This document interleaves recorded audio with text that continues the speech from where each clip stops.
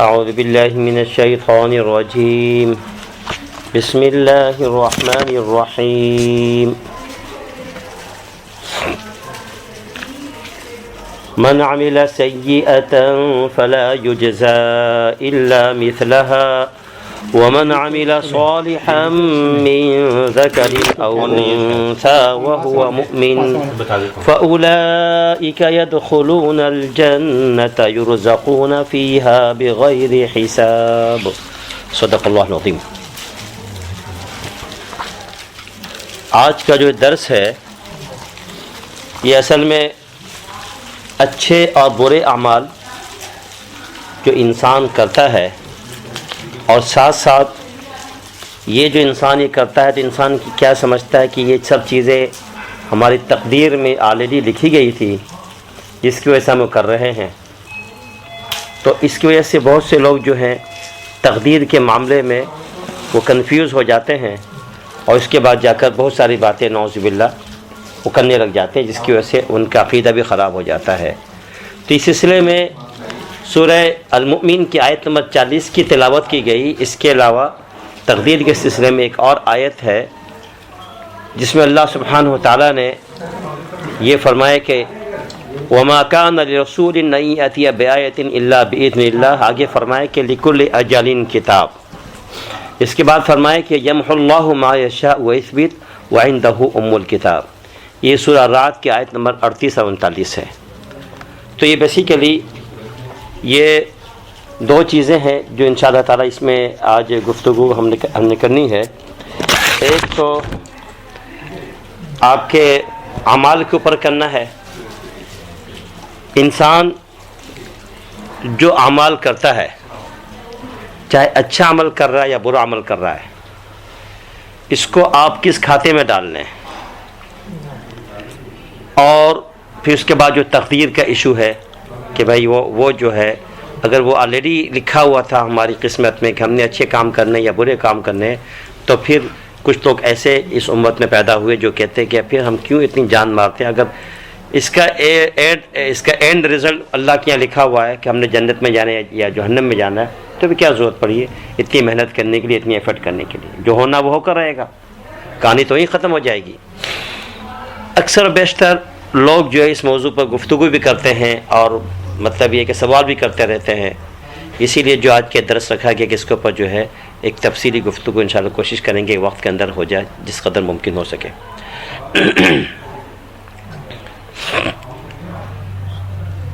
جہاں تک اسلام میں تقدیر کا موضوع ہے کہ اس پہ ہمیں کیا حکم دیا گیا, کیا ہم اس پہ گفتگو زیادہ کریں یا زبان اپنی بند رکھیں.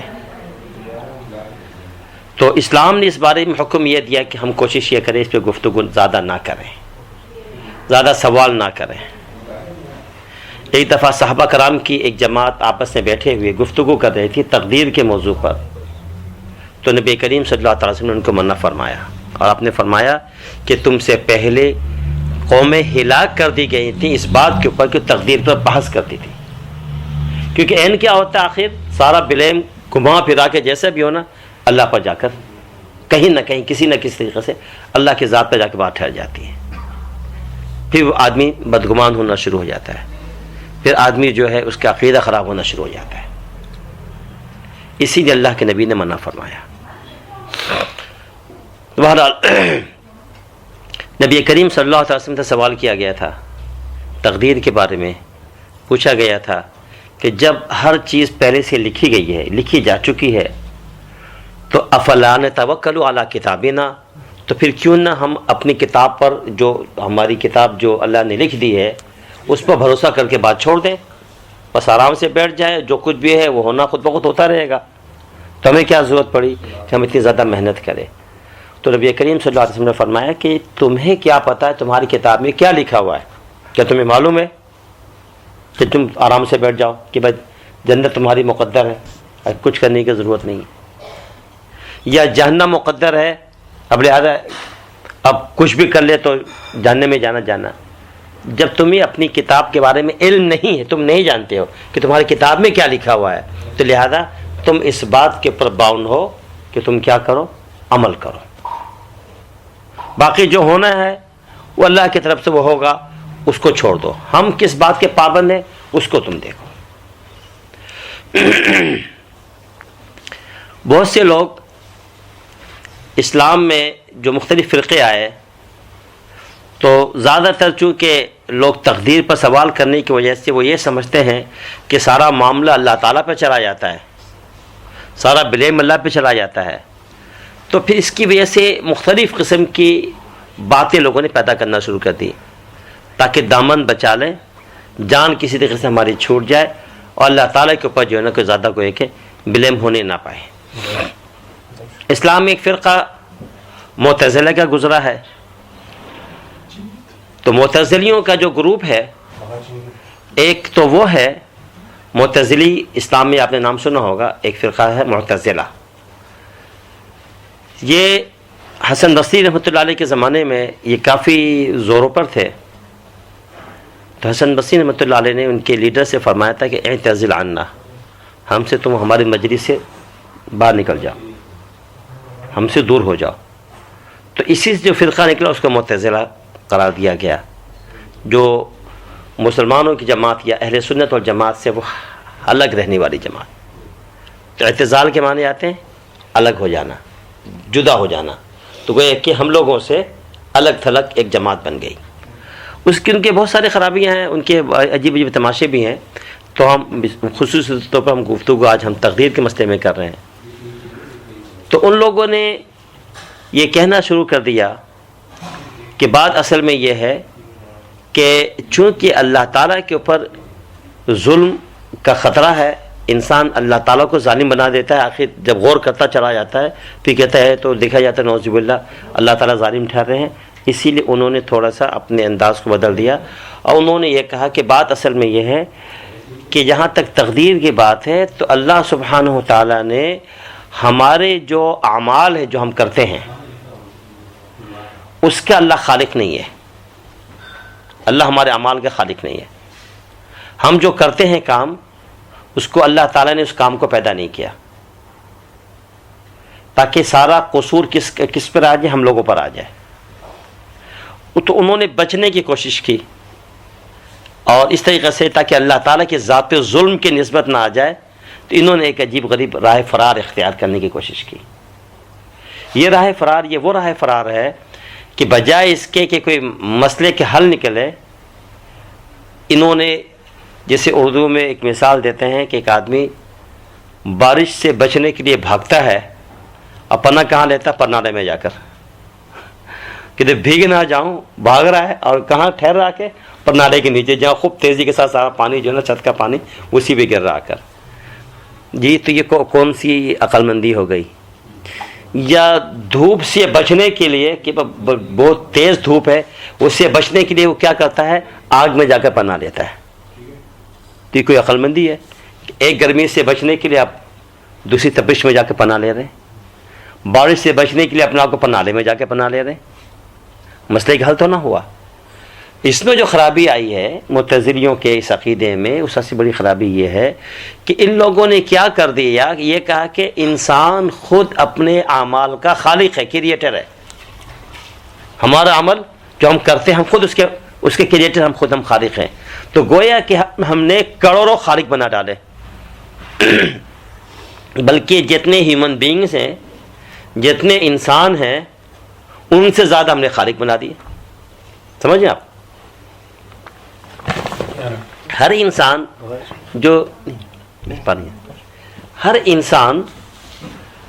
جو کام کر رہا ہے، میں کوئی کام کر رہا ہوں، ایک دن میں 50 مختلف قسم کے کام کر رہا ہوں، اچھے بھی کریں برے بھی کریں، مختلف قسم کے کام ہو رہے ہیں نا. میرے اعضاء سے، میرے جوارح سے، میرے ہاتھ پاؤں سے کچھ اعمال سرزد ہو رہے ہیں. ٹھیک ہے نا؟ صبح کچھ کام کیا، دوپہر کچھ کام کیا، ابھی کچھ کام کریں، رات کو کچھ اور کام کریں گے، تو کام تو جاری ہے نا. تو اب اس کو یہ کہنا ہے کہ اس کا خالق میں خود ہوں، میں خود کریٹر ہوں اپنے اعمال کا. تو ہم نے اپنے اعمال کو کے بارے میں اپنے آپ کو خالق بنا دیا. تو گویا کہ جتنے ہیومن بینگ نہیں ہیں، جتنے انسان نہیں، کہ ایک انسان سے تو ہزاروں کام سرزد ہوتے ہیں. ٹھیک ہے نا؟ تو گویا کہ ہزاروں خالق بنا ڈالے. جتنا انسان نہیں اس سے کہیں زیادہ خالق بنا دیا. تو اس سے بڑا بدترین شرک اور کیا ہوگا؟ تو ہم نے اللہ تعالیٰ کی جو ایک صفت خالق ہونا ہے، تو ہم نے خالق ہونے کو کروڑوں اربوں جو ہم نے خالق بنا ڈالے، تو ہم شرک کر ڈالی، ہم نے شرک کر رہے ہیں۔ تو معتزلی جو ہے وہ صرف ایک بات کو بچانے کے لیے کہ کہیں اللہ پر ظلم کی نسبت نہ آ جائے، ایک بندہ یہ بولتا ہے کہ بھائی اگر میری قسمت میں یہ لکھا ہوا تھا کہ میں برے یہ کام کروں گا تو میں جہنم میں جاؤں گا، چونکہ تقدیر میں لکھا ہوا تھا تو اللہ نے لکھ دیا تھا، دیر سوائی میں نے وہ برے کام کیے تو میں جہنم میں چلا گیا، تو میرا کیا قصور ہے؟ سارا قصور تو اللہ تعالیٰ کا ہے، ٹھیک ہے نا؟ تو ساری نسبت اللہ کی طرف چلی جاتی ہے نا، سارے ظلم کی۔ اس سے بچنے کے لیے انہوں نے ایک راہ فرار اختیار کیا، کیونکہ ظاہر ہے بالکل غلط ہے۔ پوائنٹ سمجھ رہے آپ؟ یہی قدریہ فرقہ کا بھی آلموسٹ یہی مورلیس ان کا بھی یہی ہے کہ عباد یعنی بندے جو ہیں وہ خود اپنے اعمال کے خالق ہیں۔ دوسری طرف ان کی اگینسٹ میں ایک اور فرقہ اسلام میں آیا، وہ جبریہ فرقہ کہلاتا، نام سنا ہوگا آپ نے۔ تو وہ سارا کا سارا بلیم اللہ پر ڈال دیتے ہیں، کہتے ہیں کہ انسان جو ہے یہ مجبور محض ہے، اس کے پاس کوئی آپشن نہیں ہے، ایک ریموٹ کی طرح بس ہمارا حساب کتاب ہے، اس نے ایک تقدیر لکھ دی ہے، اب ہمارے سارے اختیارات ختم ہو گئے، ہمارے پاس کوئی آپشن نہیں ہے، بس ہم کو تو بس اکارڈنگ ٹو دا فیٹ کام کرنا ہے، تقدیر کے مطابق کام کرنا ہے، جنت میں جانا جنت میں چلے جائیں گے، جہنم میں جانا جہنم میں چلے جائیں گے، ہمارا کچھ اختیار نہیں ہے۔ پتھر جیسے ایک ہوتا ہے، پتھر کے پاس جس کو جمادات بولتے ہیں، تو جمادات پتھروں میں کوئی اپنا اختیار نہیں ہوتا، یہاں رکھ دیا وہاں رکھ دیا، یہاں سے اٹھا کے اس کونے میں ڈال دیا، وہ کونے میں پڑا رہے گا، سالوں پڑا رہے گا اگر آپ نے نہیں ہٹایا تو۔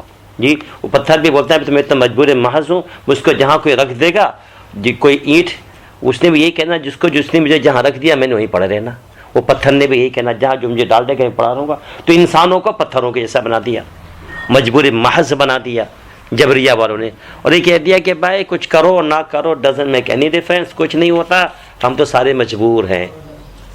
یہ بھی غلط ہے، یہ فرقہ بھی ظاہر بات ہے، یہ فرقہ باطلہ میں شمار ہوتا ہے، گمراہ فرقہ ہے۔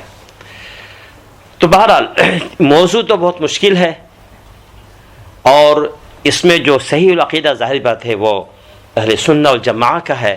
اہل سنہ والجماعت سے مراد یہ ہمارے پاکستانی اہل سنہ والجماعت نے، جو پاکستان میں ایک مخصوص فرقہ جو مراد یہ ہے، وہ لوگ جو کہ صحیح معنی میں قرآن سنت کے چلنے والے ہیں، وہ چاہے وہ کسی بھی امام کے فالوورز ہوں، جو صحیح العقیدہ لوگ ہیں، جو بالکل صحیح العقیدہ لوگ ہیں، اسے اہل سنہ والجماعت کہتے ہیں۔ تو جو صحیح جو سنی ہے یا صحیح جو مسلک اہل سنہ والجماعت ہے، جو چاہے وہ چاروں اماموں میں کسی کے بھی فالوورز ہوں، وہ سب اہل سنہ والجماعت میں شامل ہوتے ہیں۔ تو ان لوگوں کا جو عقیدہ ہے نہ قدریہ فرقہ قدریہ سے میچ کرتا ہے، نہ ہی فرقہ جبریہ سے میچ کرتا ہے، نہ ہی معتزلیوں کے ساتھ وہ ساتھ دیتے ہیں۔ وہ اصل میں یہ ہے، ہم یہ کہتے ہیں کہ دیکھو اللہ تعالیٰ ہمارے خالق ہیں اور ہمارے اعمال کے بھی خالق ہیں، جو ہم کام کرتے ہیں نا اس کا خالق بھی اللہ سبحانہ وتعالی خود ہے، اور اس کا انکار ہم کسی بھی حالت میں نہیں کر سکتے۔ اس کی وجہ یہ ہے کہ اللہ سبحانہ وتعالی نے قرآن کریم میں خود بڑے واضح طور پر ایک جگہ ارشاد فرمایا کہ واللہ خلقکم وما تعملون، اللہ نے تم کو پیدا کیا اور جو کام تم دنیا میں کر رہے ہو اس کو بھی اللہ نے پیدا کیا۔ پوائنٹ سمجھ گئے آپ؟ یہ تو ہم کو بھی اس نے پیدا کیا، تو ہمارا خالق کون ہے؟ اللہ سبحانہ وتعالی ہے، اور ہمارے اعمال کے خالق کون ہے؟ اللہ سبحانہ وتعالی ہے۔ تو گوئے کہ آدمی پھر اس آیت سے کیسے بھاگ سکتا ہے کہ جس کے اندر اللہ سبحانہ وتعالی نے اتنے واضح طور پہ جملہ فرمایا کہ ایک جگہ ارشاد فرمایا کہ وَيَخْلُقُ مَا لَا تَعْلَمُونَ، ایک اور آیت ہے، یہ سورہ النحل ہے، آیت نمبر 8 ہے، سورہ النحل آیت نمبر 8، اس میں ارشاد فرمایا کہ وَيَخْلُقُ مَا لَا تَعْلَمُونَ، جی اللہ تعالیٰ ان چیزوں کو بھی پیدا کر رہا ہے جن کو تم جانتے نہیں، فیوچر میں کتنی چیزیں ایسی آتی رہیں گی، جی ان چیزوں کو بھی جو اللہ سبحانہ تعالیٰ بنا رہا ہے۔ ایک زمانے میں وقت آیا لوگوں نے جناب یہ پانی کے جہاز وغیرہ بنانے شروع کر دیے، وہ اس زمانے میں بھی تھا، بعد میں آپ نے دیکھا یہ ہوائی جہاز کا سلسلہ ہو گیا، جو پہلو زمانے میں قرآن کے زمانے میں نہیں تھا. تو یہ در حقیقت یہ انسانوں سے اللہ تعالیٰ بنوا رہا ہے. اور اسی طریقے سے کمپیوٹر کا جو زمانہ آج ہمارے سامنے، پہلے تو نہیں تھا، پہلے جو اس کا تصور ہی نہیں تھا. جی اس کو بنا کون رہا؟ انسان. بظاہر انسانوں کے ہاتھوں سے بن رہا نہیں چیزیں، لیکن بنانے والا پیچھے کون ہے؟ خود اللہ کی ذات ہے. اللہ ہمارے اندر عقل ڈالنے، سینس پیدا کر رہے ہیں، پھر ہم اپنی سینس سے ہوائی جہاز بنا رہے، کمپیوٹر بنا رہے، یہ بنا رہے، وہ بنا رہے، اور فیوچر میں نہ جانے کہ اتنی چیزیں ہوں گی جو بنیں گی، سامنے آئیں گی، جو آج ابھی بھی ہمارے سامنے نہیں ہے. تو در حقیقت بات یہ ہے کہ اللہ ہمارا خالق ہے اور ہمارے اعمال کا بھی خالق ہے. تو پہلی بات تو یہ ہے کہ بحیثیت مسلمان ہم کو اس بات کو تسلیم کر لینا ہے. ابھی جو سوالات یا وہ اعتراضات جو فرقہ معتزلہ کی طرف سے یا جبریہ والوں کی طرف سے یا دوسروں لوگوں کی طرف سے جو آتا ہے، تو اس کے ہم انشاءاللہ گفتگو کریں گے، اس مسئلے کا حل نکالیں گے. نہ یہ کہ راہ فرار اختیار کرتے ہوئے جو میں نے مثال دی تھی کہ دھوپ سے بھاگ کر آگ میں پناہ لینا، بارش سے بھاگ کر پرنالے میں پناہ لینا، یہ کون سی عقل مندی ہے؟ سمجھ گئے؟ تو عقل مندی یہ ہے کہ جو صحیح بات ہے، جو قرآن شریف کی دوسری آیات ہے، ہمارا عقیدہ پورے قرآن کے مطابق ہونا چاہیے. کوئی ایک ایسا عقیدہ جو قرآن کے خلاف ہو، اگر ایسا عقیدہ رکھیں گے تو ہم گمراہ ہو جائیں گے اور راہ حق سے ہم جو کیا دور ہو جائیں گے. تو خیر، اب یہاں پر دو چیزیں ہیں. یہ تقدیر دو طرح کی ہیں. ایک تقدیر وہ ہے جو مبرم کہلاتی ہے، میم با را میم، مبرم، MUBRAM، مبرم. تو ایک تو مبرم ہے. جو تقدیر مبرم ہے وہ تو ان چینجبل ہے، وہ فکسڈ ہے، وہ ایک طے شدہ ہے. اس کے اندر نہ کوئی اعتراض کی گنجائش ہے، کوئی کویشچن بھی نہیں کر سکتا، سیدھا جو ہے کیا اس کو ماننا ہے. اس کے اوپر کسی قسم کا جو ہے نا کوئی کلام ہی نہیں کر سکتا. وہ کیا جیسے حیات ہے، موت ہے، رزق ہے، جی کس بندے نے کہاں مرنا ہے، یہ سب اللہ تعالیٰ نے ڈیسائیڈ کیا ہوا ہے. اب جس کا جو وقت ہے وہ وقت اسی وقت آ کر رہے گا. دنیا کا کوئی ڈاکٹر، دنیا کی کوئی طاقت یہ چاہے کہ اس بندے کی عمر جو اللہ نے مقرر کی اسے 1 سیکنڈ یا 1 منٹ آگے بڑھا دے اس کی لائف کو، وہ نہیں کر سکتا. جس کی جو لائف ہے وہ ہے. اب بندہ صحت مند ہو یا بیمار ہو، 50 سال سے بھی اگر وہ بستر مرگ میں اپنے آپ کو جو رگڑ رہا ہو کہ آج موت آئے کہ کل موت آئے، معلوم ہے کہ مر ہی نہیں تھا. وہ موت چیخ رہا کہ ان تکلیفوں سے میری نجات مل جائے، میں مر جاؤں. موت نہیں آ رہی، اس لیے کہ وقت اس کا نہیں آیا. ایک شخص جوان ہے، صحت مند ہے، کوئی بیماری نہیں ہے، دور دور تک بیماری کے اثرات نہیں ہے، اچانک خبر ملتی ہے بندہ چلا گیا. کیا ہو گیا؟ پلین کریش ہو گیا. کیا ہو گیا؟ ایکسیڈنٹ ہو گیا. کیا ہو گیا؟ یہ ہو گیا. کیا ہو گیا؟ وہ ہو گیا. ختم، کہانی ختم ہو گئی. ابھی تو ایک دفعہ بھی اس کے ذہن میں موت کا خیال بھی نہیں آیا تھا. ابھی تو پوری جوانی پر ابھی وہ تھا اس وقت. اللہ ایسے اٹھا لیتا ہے اور اس پہ کوئی گفتگو نہیں ہے، کوئی کچھ نہیں کر سکتا. ایک وقت مقرر ہے. تو یہ مبرم ہے. یہ تو جس کی جتنی لائف ہے وہ اپنی لائف میں گزارنی ہے، اللہ نے اس کو اٹھا لینا ہے. سارا یعنی گفتگو یا ساری بحثیں یا سارا مطلب کہ وہ جو ذہنوں میں جو سوالات ابھرتے ہیں نا، جتنے کویشچنس قسم کے آتے ہیں، وہ بیسیکلی دوسری قسم کی جو تقدیر ہے، تقدیر معلق، اس میں آتی. اس میں پھر کئی طرح کی گفتگو ہیں. ایک تو ترمذی شریف کی روایت کو سامنے رکھیے جس میں یہ آتا ہے کہ تقدیر دعا سے بدل جاتی ہے. ایک روایت میں ہے کہ ترمذی کی کہ وہ یہ جو فیٹ ہے، جو ہماری تقدیر ہے، یہ دعا سے بدل جاتی ہے. تو اس کا مطلب یہ نکلا کہ تقدیر کے اندر تبدیلیاں آتی ہیں. تو وہ کون سی تقدیر ہے؟ وہ کون سا یعنی اللہ کا فیصلہ ہے جو ہماری دعاؤں سے وہ بدل جایا کرتا ہے، یا ہمارے بعض تدبیروں سے جی اس میں چینجنگ آ جاتی ہے. تو یہ ذرا سا ایک تو یہ سمجھنا ہے. وہ اصل میں ایسا ہے، یہ سب تقدیر معلق کے گوئے کیا کائنڈس میں سے، اس کی قسموں میں سے ہوں گے. یہ معلق کے معنی ڈیپینڈیبل، جو ڈیپینڈ کرے گا فلاں چیز کے اوپر. اگر آپ نے یہ کر لیا تو یہ ہو جائے گا، یہ کر لیا تو یہ ہو جائے گا، یہ نہ کیا تو یہ ہو جائے گا، وہ نہ کیا تو یہ ہو جائے گا. ٹھیک ہے نا؟ وہ آپ کے اعمال پر، آپ کے حرکات پر وہ ڈیپینڈ کر رہا ہوتا ہے. گناہ کر لیا، ٹھیک ہے، وہ لکھ دیا گیا. معافی مانگ لی، توبہ کر لیا، مٹا دیا گیا، کام آسان ہو گیا. ایک چیز لکھ دی گئی تھی آپ کے لیے، فرشتہ لکھ رہا تھا یہاں پر ہمارے گناہوں کو، ادھر ہم سجدے میں گر جاتے ہیں. وہ ساری کے سارے جو ہے وہ معلوم ہے کہ برائیاں صاف ہو گئیں، معاف ہو گئی. حج کر لیا، معاف کر دیا. فلاں کام کر لیا، معاف ہو گیا. یہ کام کر لیا، معاف کر دیا. تو صفائی لکھا بھی جا رہا ہے، صفائی بھی ہو رہی ہے. یہ تو ہوتا رہتا ہے. ورنہ پھر تو ہمارے دعاؤں کا، ہمارے رونا دھونا کا، ہمارے توبہ کا، اشارہ کا کون سے بھی ختم ہو جائے گا. پھر آدمی بولے کہ بھائی ضرورت ہی نہیں ہے، قسمت میں لکھا تھا بدماشیاں کرنا، کر رہے ہیں. حج کرو، روزہ رکھو، کچھ کرو، فرق تو کچھ نہیں پڑے گا. وہ تو اسٹیمپ لگ رہا ہے، وہ تو جائیں گے جہنم میں، ہے نا. اب آدمی کا دماغ خراب ہو رہا ہوگا. نیکیوں کی بھی طبیعت نہیں چاہے گی کرنے کو. آدمی کیا نیکی کرے بھائی، وہ تو پتہ نہیں وہ آگے کیا اثر ہونا ہے. تو اس طرح کی جو چیزیں ہوتی ہیں، تو فرمایا کہ جب ہم دعائیں کرتے ہیں تو وہ چیزیں صحیح ہونی شروع ہو جاتی ہے.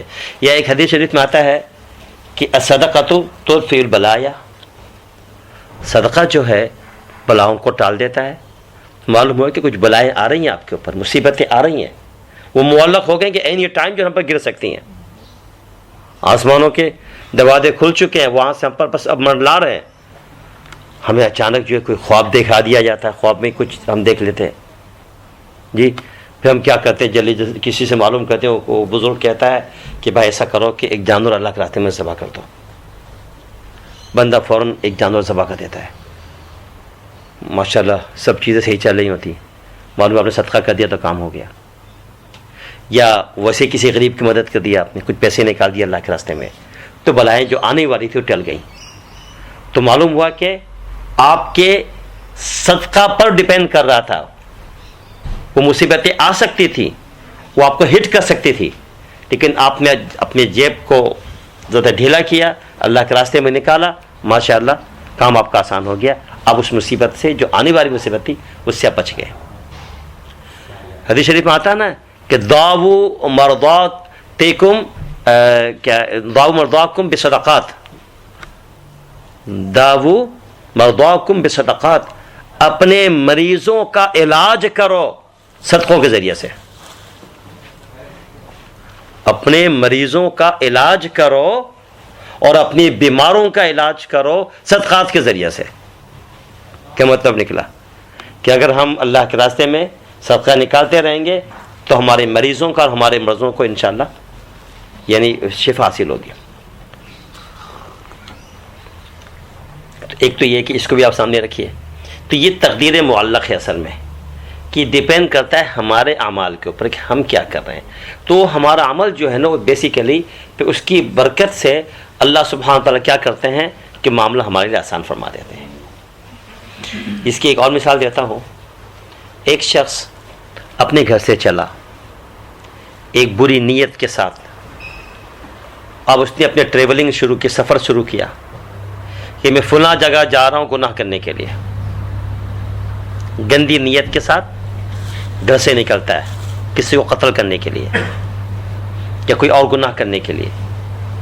اب گھر سے لے کر اس جگہ تک جہاں اس کو پہنچنا ہے تو ایوری سنگل اسٹیپ جو اٹھا رہا ٹورڈس گناہ، ٹو کمٹ دیٹ سن، تو اس کے لیے کیا ہو رہا، گناہ لکھے جا رہے ہیں، کیونکہ گناہ کی طرف قدم جا رہا ہے تو گناہ لکھے جا رہے ہیں.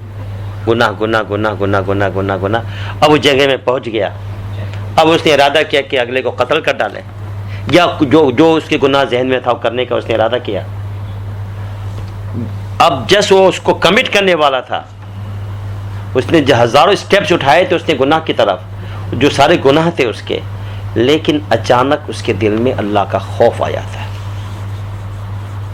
اللہ کا ڈر ایسا بیٹھتا ہے اس کے دل میں، اور تقوی اس کے اندر غالب ہو جاتا ہے، اور خوف الہی کی وجہ سے بجائے اس کے گناہ کرنے کو سجدے میں گر جاتا ہے، توبہ کرتا ہے، اللہ سے معافی مانگتا ہے، اللہ مجھے معاف کر دے، میں گھر سے چلا تھا یہ گناہ کرنے کے لیے، لیکن یہ اللہ تیرا شکر ہے تو نے میری آنکھ کھول دی، میرے ہاتھوں کوئی گناہ نہیں ہوا، جی اب میں تجھ سے معافی مانگتا ہوں۔ اب یہ دیکھیے، یہ جو سارے اس نے سٹیپس اٹھائے تھے گناہ کی طرف، جو اس کے گناہ لکھے جا رہے تھے، اب اس کے اس عمل سے، اس توبہ کے عمل سے کیا ہوا، یہ سارے کے سارے سٹیپس جو اٹھائے تھے نا، وہ سب نیکیاں لکھ دی گئیں تھے گناہ، اب اس کی ماہیت چینج ہو گئی اور اس کو نیکیاں بنا دی گئیں، گوئے کہ اس کے ہزاروں سٹیپس جو اٹھے تھے نا وہ سب نیک کام کے تھے، حالانکہ انیشیلی وہ سٹیپس برے کام کے تھے۔ اس توبہ نے سارے کے ساری چیزوں کو چینج کر دیا۔ پوائنٹ سمجھ رہے؟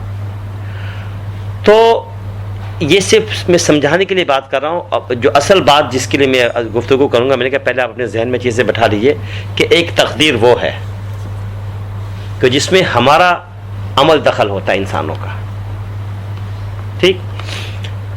اب آ جائیے، جب ہم گفتگو کرتے ہیں کہ بھائی جو کچھ اللہ تعالیٰ نے لکھ دیا ہے، ہم ظاہر بات ہے اس کے مطابق وہ کام کر رہے ہیں۔ اللہ تعالیٰ نے ایک مینول بنا دیا پورے ورلڈ کا، پوری کائنات کا ایک سسٹم بنا دیا، ٹھیک ہے نا، اور پورا نظام کائنات جو چل رہا ہے اس مینول کے تحت چل رہا ہے، اس میں کوئی شک نہیں، اس کے اندر کوئی ڈاؤٹ ہونا بھی نہیں چاہیے، مگر اس کو تھوڑا سا سمجھنا ہے۔ ایک تو میں نے مبرم بتایا، مبرم تو کلیئر ہو گئی نا، بات واضح ہو گئی نا، کہ مطلب وہاں تو کوئی گفتگو نہیں کی، ایک آدمی 50 سال جیا، 100 سال کیوں نہیں جیا، کوئی کویشچن نہیں ہے خالق کے اوپر، کریٹر پر آپ کوئی کویشچن نہیں کر سکتے، اس کی مرضی ہے، اس نے ایک مشین کو بنایا۔ آپ ایک مشین بناتے ہیں، ٹھیک ہے نا، اب ایک فار ایگزامپل آپ مختلف قسم کی مشینیں بناتے ہیں، ایک مشین اس کی آپ وارنٹی 5 ایئرس کی دیتے ہیں، ایک مشین آپ تیار کرتے ہیں 10 ایئرس اس کی آپ دیتے ہیں، ایک کی 20 ایئرس دیتے ہیں، ایک کی 50 ایئرس دیتے ہیں، بنا آپ رہے ہیں نا، تو آپ کو پتہ ہے کہ بھائی یہ کتنی دیر لاسٹ کرے گی، یہ کتنی دیر لاسٹ کرے گی، وہ کتنی دیر لاسٹ کرے گی، وہ کتنی دیر لاسٹ کرے گی، ٹھیک ہے نا، آپ بنانے والے تو آپ کو آئیڈیا ہے۔ اب کوئی مشین جو 5 سال والے، وہ کیا اعتراض کر سکتی ہے کہ تم مجھے 5 سال کے لیے بنا رہے ہو، 5 سال بعد میرا مطلب ہے کوئی مقام ہی نہیں ہے، اور اس کو اگلی مشین تم 50 سال کے لیے بنا رہے ہو۔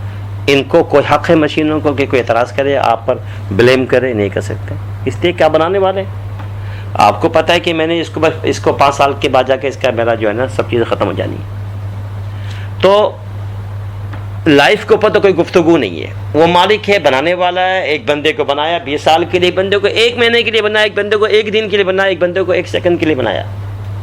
ایک بندہ وہ بھی ہوتا جو پیٹ میں مر جاتا، پیدا پورا کیا، پیٹ میں مر گیا، دنیا میں مرا ہوا ہے، نہیں کوئی کویشچن نہیں، مالک کے اوپر کوئی کویشچن نہیں، تو وہ تو ختم ہو گیا۔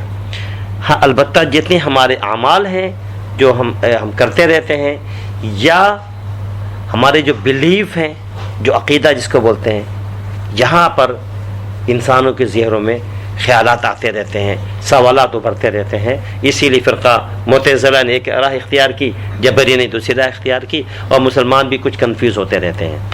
تو ایک تو میں نے تھوڑی سی بات بیان کر دی تقدیر معلق کے اوپر کہ وہ کیا ہوتا ہے، اب تھوڑا سا سمجھ لیجیے۔ 2 چیزیں ہیں، ایک بلیف یعنی عقیدہ، ایک اعمال۔ تو پہلی بات جہاں تک بلیف کی، عقیدے کی ہے، اس کو پہلے کلیئر کر دیا جائے کہ اللہ سبحانہ و تعالیٰ نے جتنی بھی انسانوں کو پیدا کیا، سب کو بلیور پیدا کیا، مسلمان پیدا کیا، تاکہ کوئی کافر خدا پہ یہ اعتراض نہ کر بیٹھے کہ اے اللہ میرا تو کوئی قصور ہی نہیں، قیامت کے دن کہیں خدا کے سامنے کھڑے ہو کر وہ اعتراض نہ کرے میرا کیا قصور ہے، تو نے مجھے کافر بنایا تھا، میں تو چلا گیا جہنم میں، تو نے فلاں کو جنتی مسلمان بنایا تو جنت میں چلا گیا، جس کو تو نے مسلمان بنایا تو جنت میں چلا گیا، تو اس کا کیا کمال ہے، تو نے مجھے چونکہ کافر بنایا تھا تو میں جہنم میں جا رہا ہوں، تو میرا کیا قصور ہے، تو آلریڈی آپ نے لکھ دیا تھا۔ کہ فلاں فلاں جنتی فلاں فلاں جہنمی ہے، تو لہذا کافر اللہ کے سامنے کھڑے ہو کر اعتراض تو کر سکتا ہے نا.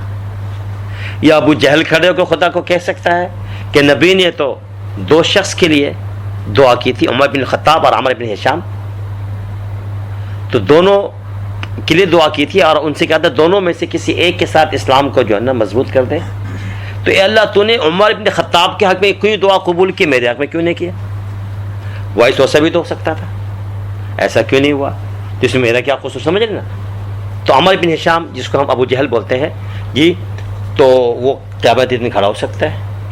یا فرعون وہ کھڑا ہو سکتا ہے، وہ کہہ سکتا ہے کہ اللہ تو نے چونکہ مجھ کو اتنی طاقت دے دی تھی جس کی وجہ سے میرا دماغ خراب ہو گیا تھا، میں پاگل ہو گیا تھا، اپنی یعنی بے شمار قدرت و طاقت کو دیکھ کر میں ربوبیت اعلیٰ کا دعویٰ کر بیٹھا دنیا میں. وہ طاقت مجھے نہ دیتا، اتنی اتھارٹی نہ ہوتی، اتنی قدرت نہ ہوتی، تو میں ربوبیت اعلیٰ کا دعویٰ تو نہ کرتا. تو تم نے تو میری قسمت میں ایسا لکھ دیا، تو میں کیا کروں؟ اب میں جاننے میں جا رہا تو میرا کیا قصور ہے؟ پوائنٹ سمجھنا پہ. تو کوئی بھی کافر ایکس وائی زیڈ، کوئی بھی کافر خدا پر یہ اعتراض کر سکتا ہے. تو اس لیے پہلے یہ بات یہاں کلیئر کر لیجئے کہ اللہ سبحانہ و تعالیٰ نے کسی کو کافر پیدا ہی نہیں کیا. ہر شخص جو پیدا ہوا، چاہے وہ ابو جہل ہو، چاہے وہ فرعون ہو، چاہے نمرود ہو، چاہے وہ حامان ہو، چاہے وہ قارون ہو، چاہے وہ شداد ہو، چاہے بڑا سے بڑا کافر ہو، چاہے چھوٹا سے چھوٹا کافر ہو جی، یا مسلمان، یا انبیاء کرام، یا صحابہ کرام، یا اولیاء کرام، ایوری سنگل ہیومن بینگ کو اللہ سبحانہ و تعالیٰ نے بنایا فطرت ایمان کے اوپر. اگر یہ بات نہیں مانیں گے تو اللہ سبحانہ و تعالیٰ کے اوپر ظلم کی نسبت آئے گی. پوائنٹ سمجھنا پہ.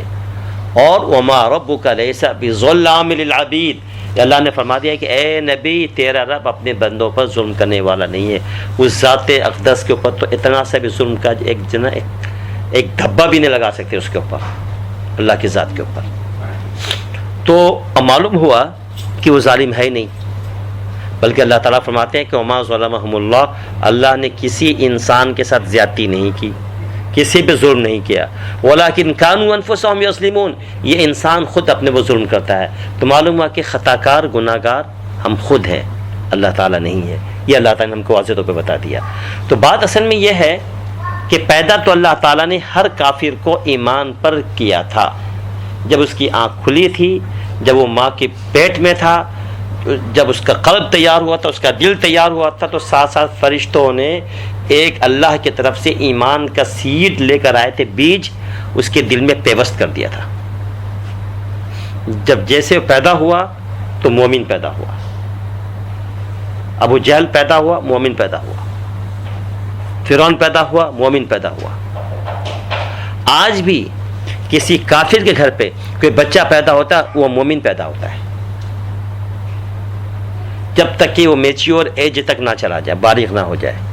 یہی وجہ ہے کہ چھوٹے نابالغ بچے ایون کافروں کے گھر پہ جو ہوتے ہیں، جو مر جاتے ہیں نا، وہ جنتی ہوتے ہیں، جنت میں جائیں گے.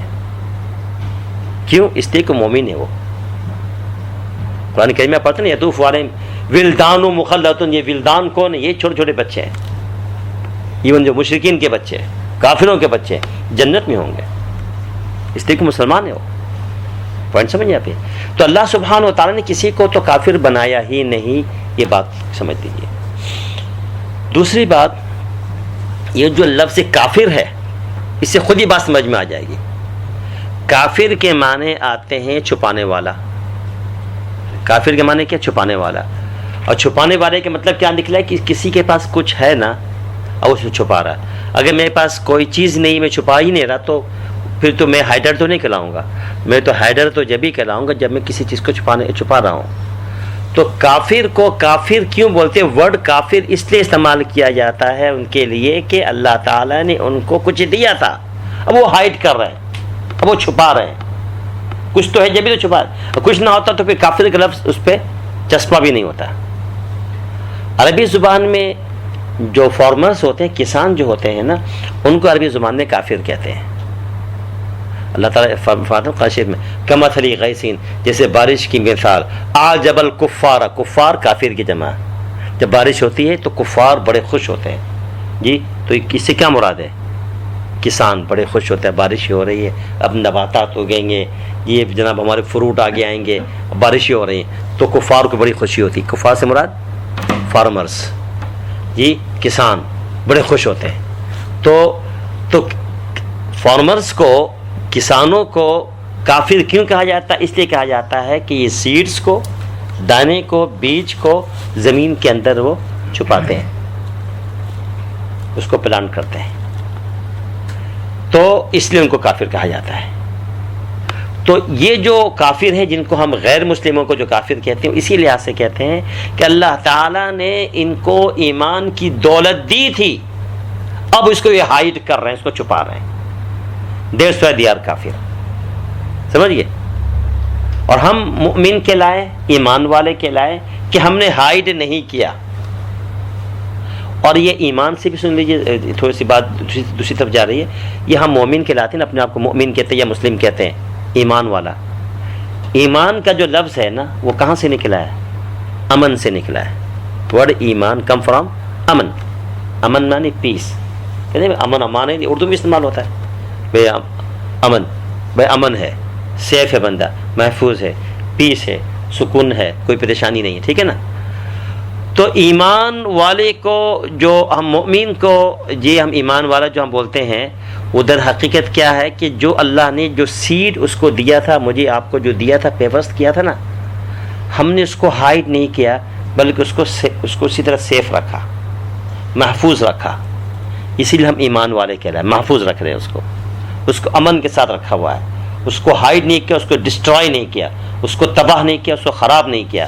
اسی لیے کیا ہوگا, اینڈ رزلٹ کیا ہوگا؟ چونکہ ہم نے اس کو محفوظ رکھا تو ہم پیسفلی جنت میں داخل ہو جائیں گے, کیونکہ ہم نے کوئی اس سیڈ کے ساتھ زیادتی نہیں کی, اس کو ہم نے ڈسٹرائے نہیں کیا, اس کو ضائع نہیں کیا, تو ہم مجرم نہیں ٹھہرے, تو ہم پیس والے ہو گئے.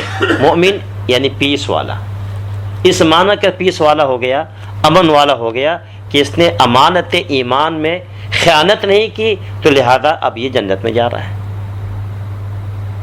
تو اگلا بندہ, اس نے چونکہ خیانت کی, ہائڈ کیا, چھپایا یا ڈسٹرائے کیا, اور چھپانے کی بھی کیٹیگری ہوتی ہے, چھپانے کی بھی کیٹیگری ہوتی ہے. ایک بندہ تھوڑی دیر کے چھپاتا, بعد میں کہتا ہے یار یہ نکال کے دے دیتا ہے, تو خوش نصیب ہے. چنانچہ بہت سے لوگ ایسے ہیں جو مسلمان ہو گئے نا, ٹیمپریری چھپایا تھوڑے عرصے کے لیے, لیکن ایمان کی یا اسلام کی جو روشنی اتنی تیزی سے پڑی, اتنی قوت کے ساتھ اس کی شعاعیں پڑی اس کے قلب کے اوپر کہ وہ ہائڈ نہ کر سکا, سمیٹ کر گیا اور آ کے اسلام قبول کر لیا. ہے نا صحابہ کرام کی مثالیں, پہلے کیا تھا, مسلمان بھی نہیں ہوئے, اور آج بھی لوگ مسلمان ہو رہے ہیں. تو کیا ہے, یہ وہ ہائڈرز ہیں جو ٹیمپریری چھپایا لیکن مکمل طور پر چھپا نہ سکے, ان کی قسمت جاگ گئی اور بچ گئے. مگر بعض ایسے بدبخت یا بدنصیب جو چھپاتے ہوئے اپنے آپ کو اس ایسے گڑھے میں ڈال دیا جہاں اب وہاں روشنی کا جانا انہوں نے اپنے لیے ناممکن کر دیا. روشنی پہنچ سکتی تھی, سارے دروازے بند کر دیے. چنانچہ یہود کہتے ہیں نا قرآن شریف میں نا, وقالوا قلوبنا غلف, ایک آیت آپ کے ذہن میں ہے نا سورہ بقرہ میں, وہ کہتے ہیں ہمارے دلوں میں پردہ ہے. تو پردہ انہوں نے خود لگایا, غلاف خود چڑھا دیا. غلف وہی عربی میں, اردو میں غلاف بولتے ہیں, غلف یعنی غلاف خود چڑھا دیا. کہتے ہیں کہ نہیں, اب اسلام کی روشنی کو اندر نہیں گھسنے دیں گے. تو ٹھیک ہے, تو مجرم کون ٹھہرے؟ یہ خود ٹھہرے, چونکہ انہوں نے خود سارے راستے بند کر دیا, کہا کہ ہمیں نہیں چاہیے روشنی. تو اللہ فرماتے ٹھیک ہے, ہم کیا کریں گے, اس کو اسٹیمپ لگا دیتے ہیں. تو اللہ تعالیٰ کیا کرتے ہیں, ختم اللہ علی قلوبہم, اللہ نے پھر اوپر سے اسٹیمپ لگا دیا. ٹھیک ہے, اب اسٹیمپ لگا دیا, اب یہ انولپ کھلنے والا نہیں ہے, بات ختم ہو گئی, اب اللہ بھی نہیں کھولے گا. تو اب یہ مجرم کون ہے؟ یہ بندے خود ہوئے.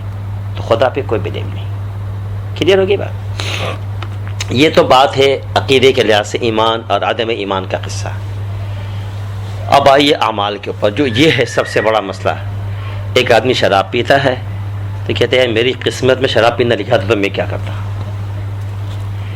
ایک آدمی غلط راستے سے روزی کماتا ہے، کہتا ہے یار میری قسمت میں ایسے لکھا تھا کہ میں جناب رشوت کھا کے جو بچوں کا پیٹ بھروں، تو میں کیا کروں؟ ہمارے پاکستان میں ہادہ من فضل ربی کا بورڈ لگا رہتا ہے، سمجھ گئے؟ یہ اللہ کا فضل ہے، نعوذ باللہ، رشوت چل رہا ہے، نیچے ہادہ من فضل ربی کیا جو اس کے اندر کام ہو رہا ہے، سود کے اوپر ساری زندگی گزار رہے ہیں، انٹرسٹ سسٹم کے اوپر، کہتے ہیں کیا کریں، ہماری قسمت میں یہی لکھا ہے، یہ ایسی روزی لکھی ہے، تو ہم کیا کریں؟ جی چوری کرتا ہے، چوری کرتا ہے تو کہتا ہے ہماری قسمت میں ایسی روزی لکھی تھی، جب اپنا بچوں کا پیٹ اسی طرح بھرنا تھا تو ہم چوری کر رہے ہیں، ڈاکہ ڈالتا ہے، کہتا ہے ہماری قسمت میں یہی لکھا تھا، اس لیے ہمیں کام کر رہے ہیں۔ یعنی لوگ ہر طرح کی بدماشی کریں گے۔ نماز کہتے ہیں ہماری قسمت میں ہے ہی نہیں نماز، جب بھی ہم نہیں پڑھ رہے ہیں۔ پیسے خوب بھرے پڑے، حج فرض ہوا، کہتے ہیں ہماری قسمت میں حج نہیں، اس لیے نہیں کر رہے ہیں۔ ارے بھائی زکوٰۃ دے دو، ہماری قسمت میں ہی نہیں زکوٰۃ دینا، ہم کیا کریں؟ ہماری قسمت میں کہ پیسہ بھرنا ہے تو ہم بھر رہے ہیں، تجاریاں بھر رہے ہیں، جی بینک بنے سے ہمارا بڑا قسمت میں ہوگا تو ہم زکوٰۃ نکال دیں گے، سمجھیے، وغیرہ وغیرہ وغیرہ وغیرہ۔ ارے روزہ رکھ لو بھائی، صحت مند ہو، کوئی پرابلم نہیں، قسمت میں ہے نہیں ہوگا تو قسمت میں ہم بھی روزے بھی شروع کر دیں گے، مسجدوں کا بھی رخ کر دیں گے، ہماری نصیب میں نہیں، ہم کیا کریں، ہے نا؟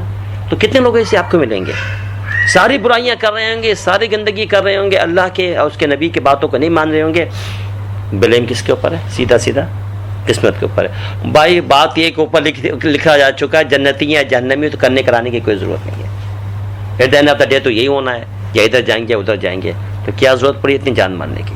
آپ لوگ بلا وجہ کہ جناب اتنی جان مارتے ہو، مسجدوں میں جاتے ہو، نمازیں پڑھتے ہو، دین کے لبادہ اڑتے، یہ کرتے ہو، اتنی جان مارنے کی، اور اپنے ڈیزائر کو قابو پا رہے ہو، اور اپنے مشکلات پیدا کر رہے ہو، یہ کر رہے ہو، ضرورت ہی نہیں کوئی کرنے کو، ہے نا؟ اس دنیا میں لوگ موجود۔ تو یہ ہے سب سے بڑا مسئلہ، تو اس کو جو ہے اب آپ سمجھ لیجیے۔ اور اوپر سے ہم یہ بھی کہتے ہیں کہ ہمارے اعمال کا خالق بھی اللہ ہے۔ مسئلہ سارا یہ ہے، جب بھی معتزلیوں نے جان بچانے کے لیے راہ فرار اختیار کیا، یا فرقہ قدریہ والوں نے یا جبریہ والوں نے راہ فرار اختیار کی، تو ہم لوگ وہ نہیں کمزور لوگ کہ راہ فرار اختیار کریں۔ جو بات ہے جو قرآن حدیث میں موجود ہے اس پہ ہم بلیو کرتے ہیں، اس کے بعد جا کر پوری کوشش ہم یہ کرتے ہیں کہ مسئلے کا حل کس طریقے سے نکل سکتا ہے، اس مسئلے کو ہم کیسے حل کر سکتے ہیں، وہ ہے۔ اب میں یہاں پر انشاءاللہ تھوڑی سی گفتگو کرتا ہوں، ٹائم تو ہے۔ اچھا صاحب، بات اصل میں یہ ہے کہ اللہ سبحانہ و تعالیٰ نے ہم انسانوں کو اشرف المخلوقات بنایا، اور ہم لوگ جب یہ ٹائٹل سنتے ہیں تو ہم کہتے ہیں بالکل سینہ تان کے ہم کھڑے ہو جاتے ہیں، بالکل ہم اشرف المخلوقات ہیں، ہے نا؟ ہمیں سے ہر شخص یہ کہتا ہم سب سے افضل ہیں۔ بھائی ہم سب سے افضل کیا ایسے فری میں ہو گئے؟ بھائی جو جتنا بڑا ہوگا اس کی ریسپانسبلٹی بھی اتنی بڑی ہوگی نا۔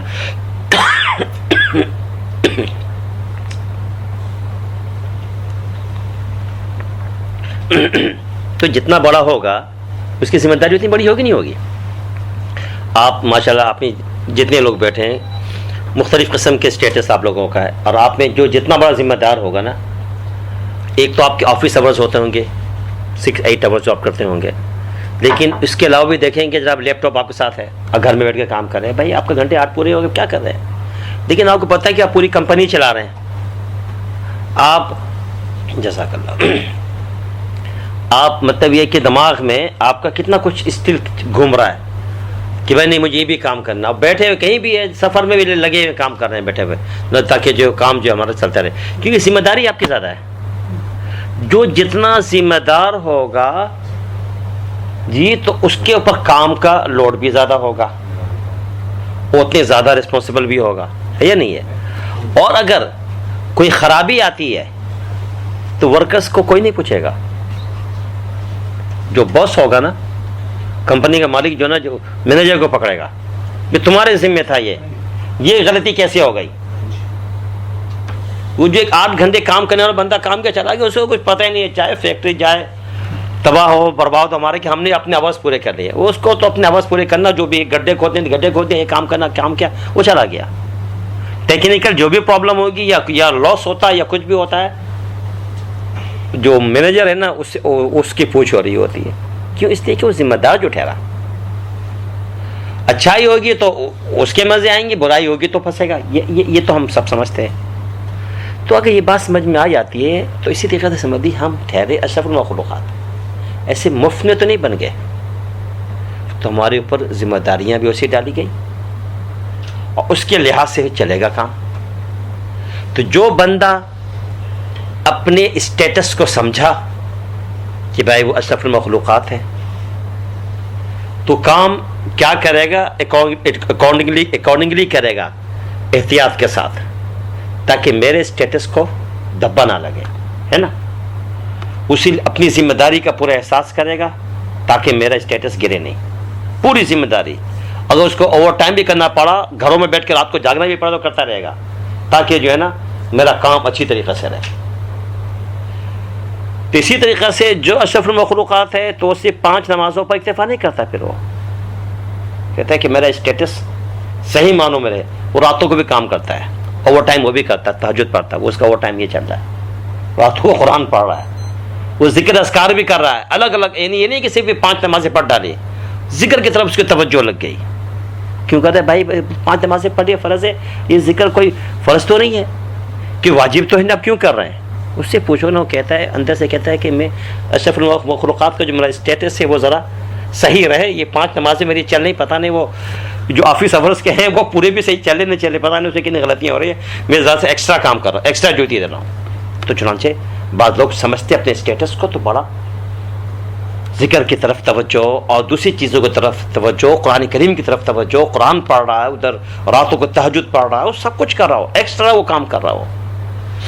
اور ایک وہ شخص بھی آپ کو نااہل ملے گا، کچھ بھی نہیں، وہ اپنے اسٹیٹس کو سمجھا ہی نہیں، اپنے مقام کو سمجھا ہی نہیں، پوری کی پوری کمپنی کو اس نے ڈبا ڈالی، نااہلی کی وجہ سے لوگ کرتے ہیں۔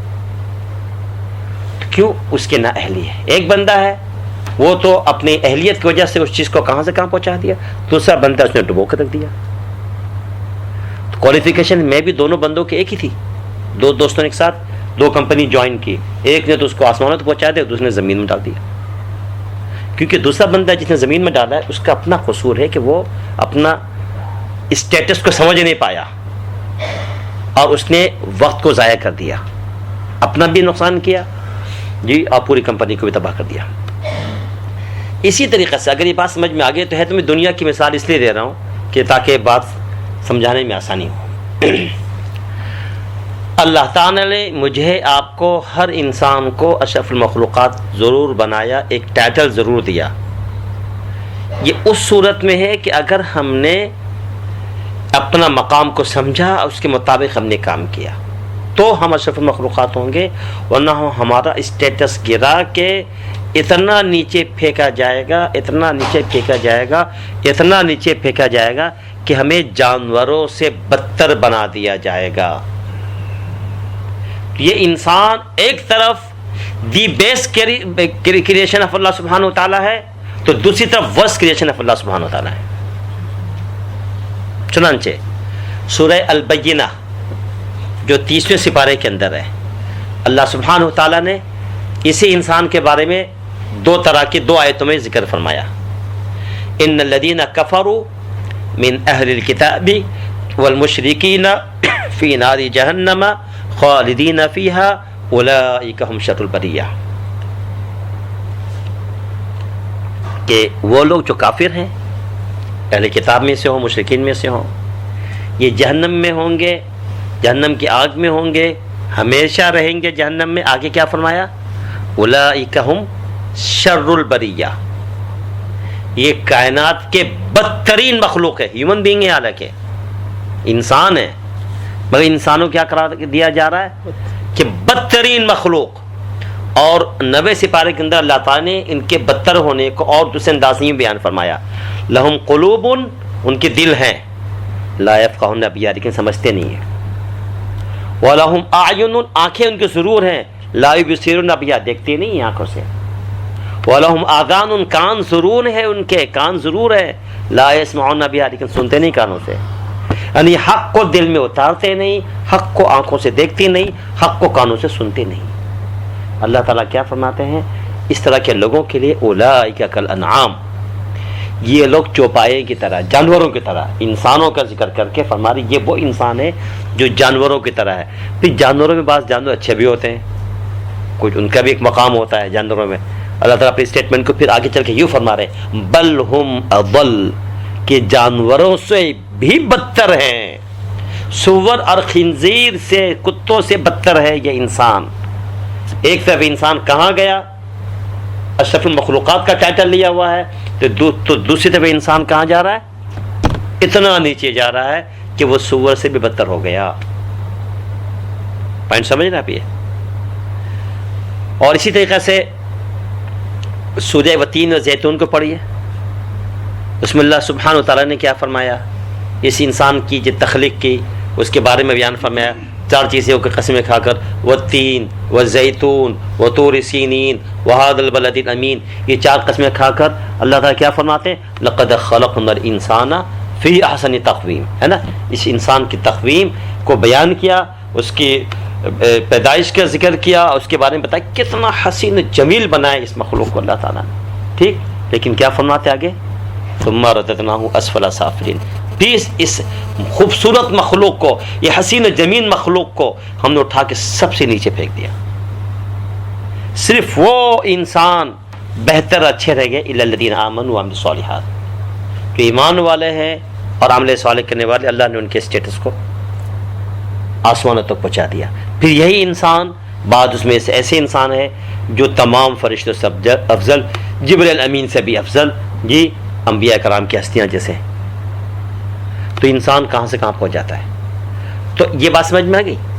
اور سورہ البینہ کی آیت دوبارہ پڑھیے، اس کی دوسری جو آیت ہے، ان الذین آمنوا وعملوا الصالحات اولئک هم خیر البریہ، بلا شبہ وہ لوگ جو ایمان لائے، اچھے کام کیے، یہ کائنات کے بہترین مخلوق ہیں۔ تو یہ انسان بہترین مخلوق بھی بن رہا ہے، اشرف المخلوقات بھی بن رہا ہے۔ تو معلوم ہوا کہ ہمارا اشرف المخلوقات ہونا فری میں، مفت میں نہیں ہے، کچھ ذمہ داریاں ڈالی گئی ہمارے اوپر۔ تو پھر اگر ہم اس کو سمجھیں گے تب جا کر ہم اپنے مقام کو سمجھیں گے، اور اپنے آپ کو بالکل جانوروں سے نیچے گرا دیں گے۔ تو وہ کیا ہے، وہ کس طریقے سے ہم اپنی اسٹیٹس کو سمجھیں؟ تو اللہ تعالیٰ نے کیا کیا، جب انسان کو بنایا تو اس کے اندر ایک چیز ڈال دی جس کا نام ہے نفس، جس کو ہم ڈیزائر بولتے ہیں۔ تو اللہ نے ہمارے اندر ایک چیز ڈال دی جس کا نام نفس ہے۔ فرشتوں میں اللہ نے نفس پیدا نہیں کیا، فرشتوں میں اللہ نے نفس پیدا نہیں کیا، ٹھیک ہے۔ اور تو فرشتے جو آرڈر ہوگا وہ کرتے رہیں گے، دوسرا ان سے حکم ہوگا کھڑے ہو کے عبادت کرو، کھڑے کو کر رہے ہوں گے، ایک فرشتوں کی جماعت ہے۔ حکم ہے کہ رکوع کی حالت میں قیامت تک جھکے رہو، تو رکوع کی حالت میں قیامت تک عبادت کر رہے ہیں، کوئی دوسرا کام نہیں۔ سجدہ کی حالت میں جو فرشتے پڑے ہوئے ہیں ان کو حکم ہے قیامت تک سجدہ کرتے رہو، تو قیامت تک سجدہ کر رہے ہیں۔ جن کا جو حکم جو کام کرو کیا جا رہا ہے، ان کے پاس کوئی اپنا نہیں ہے کہ اپنے اختیار سے نہیں، چلو بھائی رکوع والے کہیں بات ٹھیک ہے ہم تھک گئے تو لہٰذا ہم سجدے میں چلے جاتے، سجدے والے تم رکوع میں آ جاؤ، ایسا کچھ نہیں ہے۔ جس کا حکم ہے وہ کیے جا رہے ہیں۔ ہم لوگوں کو پورا اختیار، پوری طاقت، پوری قوت دے دی گئی، ٹھیک ہے نا۔ اور ہمارے اندر ایک چیز کیا ڈال دی گئی جس کا نام ہے نفس۔ اس کا ذکر اللہ سبحانہ و تعالیٰ نے سورہ والشمس وضحاہا کے اندر کیے۔ سورہ والشمس کے اندر اللہ تعالیٰ نے یہ فرمایا کہ وَنَفْسٍ وَمَا سَوَّاهَا، اللہ تعالیٰ نے نفس انسانی کی قسم کھائی، اور اس کو جو اللہ نے سنوارا ہے اس کی قسم کھا کر کیا فرماتے ہیں، اب یہ سنیے گا۔ یہ ہے سب سے اہم ترین چیز، جو سارا جو تقدیر کا جو مسئلہ ہے نا، جو لوگ اللہ پہ بلیم کرتے کیا کرتے ہیں، بس یہ ہے بنیادی بات جو میں اب عرض کرنا چاہ رہا ہوں۔ اس نفس انسانی کے اندر اللہ تعالیٰ نے 2 چیزیں ڈال دی ہیں، فَأَلْهَمَهَا فُجُورَهَا، اور دوسری چیز کیا ڈالی، وَتَقْوَاهَا، کہ پھر اس نے اس نفس انسانی کے اندر، ہمارے نفس کے اندر 2 چیزیں ڈال دی، ایک گناہ کرنے کا مادہ، برائی کرنے کا، غلط کام کرنے کا، جی نافرمانی کرنے کا، بد کرداری، یہ سب کچھ اس کے اندر ڈال دی ہمارے نفس کے اندر۔ دوسری طرف کیا ڈالا اللہ تعالیٰ نے، وَتَقْوَاهَا، اور تقویٰ بھی ڈال دی ہے، پرہیزگاری بھی ڈال دی۔ تو ہمارے اندر دونوں چیزیں ڈال دی ہیں، اچھی چیزوں کی صلاحیت بھی ڈالی ہے، بری چیزوں کی بھی صلاحیت ڈال دی ہے۔ اب ڈال کر ہم کو چھوڑ دیا، اب تمہاری مرضی اے انسانوں کہ اب تم کیا کر رہے ہو۔ تو ڈالنے والا کون ہے؟ اللہ تعالیٰ۔ اس کا انکار نہیں ہے. ہمارے اندر برائیوں کا مادہ اللہ ہی نے ڈالا, اسی لیے برائیاں بھی کرتے ہیں. انسان جھوٹ بھی بولتا ہے, انسان غیبت بھی کرتا ہے, انسان بہت سارے گناہ کرتا ہے, ٹھیک ہے نا, اور بہت ساری نیکیاں بھی کرتا ہے. تو نیکیوں والی بات تو بڑی سمجھ میں آتی ہے ہماری کہ اللہ نے نیکیاں ڈال دی, ٹھیک ہے. ارے بھائی اگر صرف نیکیاں ہوتی ہیں نا, صرف تقویٰ ہمارے اندر ہوتا تو ہمیں یا فرشتوں میں کیا فرق رہ جاتا ہے. ہم کو تو ایسا امتحان میں ڈالا ہے کہ دونوں چیزیں ڈال کر کہا کہ اب تم کرو محنت اور ذمہ دار بنا دیا. اب اگر آپ نے اپنی صلاحیت کا لوہا منوانا ہے اور اپنے آپ کو اٹھا کر آسمانوں تک پہنچانا ہے تو آپ کو کیا کرنا پڑے گا؟ مقابلہ کرنا پڑے گا, محنت کرنا ہوگی, ایکسٹرا ایفرٹ کرنا پڑے گی آپ کو, ہے نا. اور ہر کام کو خوب سوچ سوچ کے کریں گے کہ, اور پھر کیا کوشش آپ کی ہوگی کہ میرے اندر جو برائیوں کا مادہ ہے میں اسے ختم کروں, اس کو صاف کروں, اس کو نکالوں اور تقوی کے مادہ کو غالب کروں کسی نہ کسی طریقے سے. اگر 5 نمازوں سے کام نہیں چل رہا آپ کا, آپ سمجھتے ہیں کہ still I need some thing, تو آپ کو پھر تہجد کی طرف آنا پڑے گا. پھر نہیں ہو رہا ہے, اشراق کی طرف توجہ کر رہے, پھر نہیں ہو رہا, پھر جناب آپ چاش کی طرف توجہ کر رہے, پھر نہیں ہو رہا, اب وابین کی نفل بھی پڑھ رہے, پھر نہیں ہو رہا, اور ایکسٹرا ذکر اذکار کر رہے ہیں, پھر نہیں ہو رہا, استغفار کی کثرت کر دی, پھر نہیں ہو رہا, قرآن کریم کی تلاوت کو بڑھا دیا. اب یہ لوگ کرتے رہتے ہیں, جان مارتے رہتے ہیں, لگے رہتے ہیں, رات رات اپنی جو ہے وہ نکال رہے ہیں. وہ کہتے ہیں کہ بھائی میرا کام نہیں چل رہا جی, مجھے جو اشرف المخلوقات بننا تو میں نے بننا ہے, تو اپنی جان مارنے پہ لگا ہوا ہے, وہ اپنی محنتوں پہ لگا ہوا ہے, ٹھیک ہے نا. تو اب یہ اللہ تعالیٰ نے اصل میں دونوں چیزیں دے دی تھی, اور وائس ورثہ ایک دوسرا شخص بھی ہے, تقویٰ کا مادہ موجود ہے, نماز نہیں پڑھتا. اب یہ بلیم کرے اللہ کے اوپر, بھائی دوسرا بھی تو بندہ ہے, آپ کا ایک دوسرا دوست بھی تو مسجدوں میں جا رہا ہے, آپ گھر میں بیٹھ کے آرام سے جو ہے بیٹھے ہوئے نماز نہیں پڑھ رہا, اور جو پڑھنے جا رہا اس کو ایکسکیوز بھی کر رہے ہیں, خود پڑھ بھی نہیں رہے. اسے کہتے تمہاری نمازوں کو تم کو کچھ نہیں ملنا, اور میرے گناہوں کا مجھے کچھ نہیں ہونا, اس لیے کہ وہ تو جو اوپر لکھا ہوا جو وہ ہونا. ایسا نہیں ہے, اللہ نے بنانے کے بعد دے دیا ہے ہمارے ہاتھوں میں دونوں چیزیں. 2 پلیٹ ہے, ایک پلیٹ میں پھول رکھ دیا, دوسرے میں انگارے رکھ دیا. اب ہم کو کس پہ ہاتھ مارنا ہے؟ پھول پہ ہاتھ مارنا, انگارے پہ ہاتھ مارنا, یہ ہمارا اختیار ہے. یہ ہم اپنے اختیار سے کام کریں گے, ہم کس پلیٹ کو چوز کر رہے ہیں. پوائنٹ سمجھنا آپ. تو اگر کوئی آدمی گناہ کرتا ہے تو اس کو یہ بھی سوچنا چاہیے کہ وہ نیکیاں کا مادہ بھی موجود ہے. تو اللہ تعالیٰ نے بیسیکلی ہم کو اشرف المخلوقات جو بنایا ہے وہ ایک امتحان میں ڈال کے کیا کہ اب آپ جان مارو, آپ ایفرٹ کرو, آپ اپنی محنت کرو, میرے اوپر الزام مت لگاؤ. اب تم کرو گے, تم ریوارڈڈ ہو گئے, اچھے کام کرتے جاؤ, ریوارڈڈ ہو گئے, تمہاری ہم نے جنت رکھ دی. پوائنٹ سمجھنا پہ. تو اللہ پہ کوئی بلیم نہیں ہے. اللہ نے اتنے عظیم مخلوق اس انسان کو بنایا جو فضلناہم علی کثیر ممن خلقنا تفضیلا. ہم نے اپنی کتنی بے شمار مخلوق کے اوپر اس مخلوق اس حضرت انسان کو ہم نے افضل بنایا. تو ہم افضل ضرور ہیں, لیکن اگر ہم اپنی ذمہ داریوں کا احساس کریں, جیسے میں نے شروع میں کمپنی کی مثال دی تھی, اگر آپ مینیجر ہیں کسی کمپنی کے, اگر آپ اپنے اسٹیٹس کا احساس کرتے ہیں, آپ کتنی محنت کرتے ہوں گے. صرف وہ 8 گھنٹے نہیں, آن ٹاپ آف دیٹ بھی آپ کام کر رہے ہوں گے جی, لگے ہوئے گھر بیٹھے. کیا بھائی کیا ہو رہا؟ کہتے ہیں بھائی بہت سارے کام ابھی جو نا میں نے کرنے بیٹھے ہوئے, یہ لگا ہوا دماغ آپ کا چل رہا ہے اس طرح جی. آپ سفر بھی کر رہے ہیں تو جب آپ کے پاس لیپ ٹاپ ہے, کیا بھائی وہ کام ہے کرنا بھی, میں وہاں جانا ایک میٹنگ میں, وہ بھائی آرام سے انجوائے کرو, نہیں لگا ہوا اپنا کچھ نہ کچھ کر رہے ہیں. ذمہ داری یہ نہیں کہ آپ کو ایکسٹرا ٹائم دینا ہے, ایکسٹرا آورس آپ نے لگانے ہیں. تو کہنے کا مقصد یہ ہے کہ اب بلیم جو ہے نا اللہ پر نہیں ہے.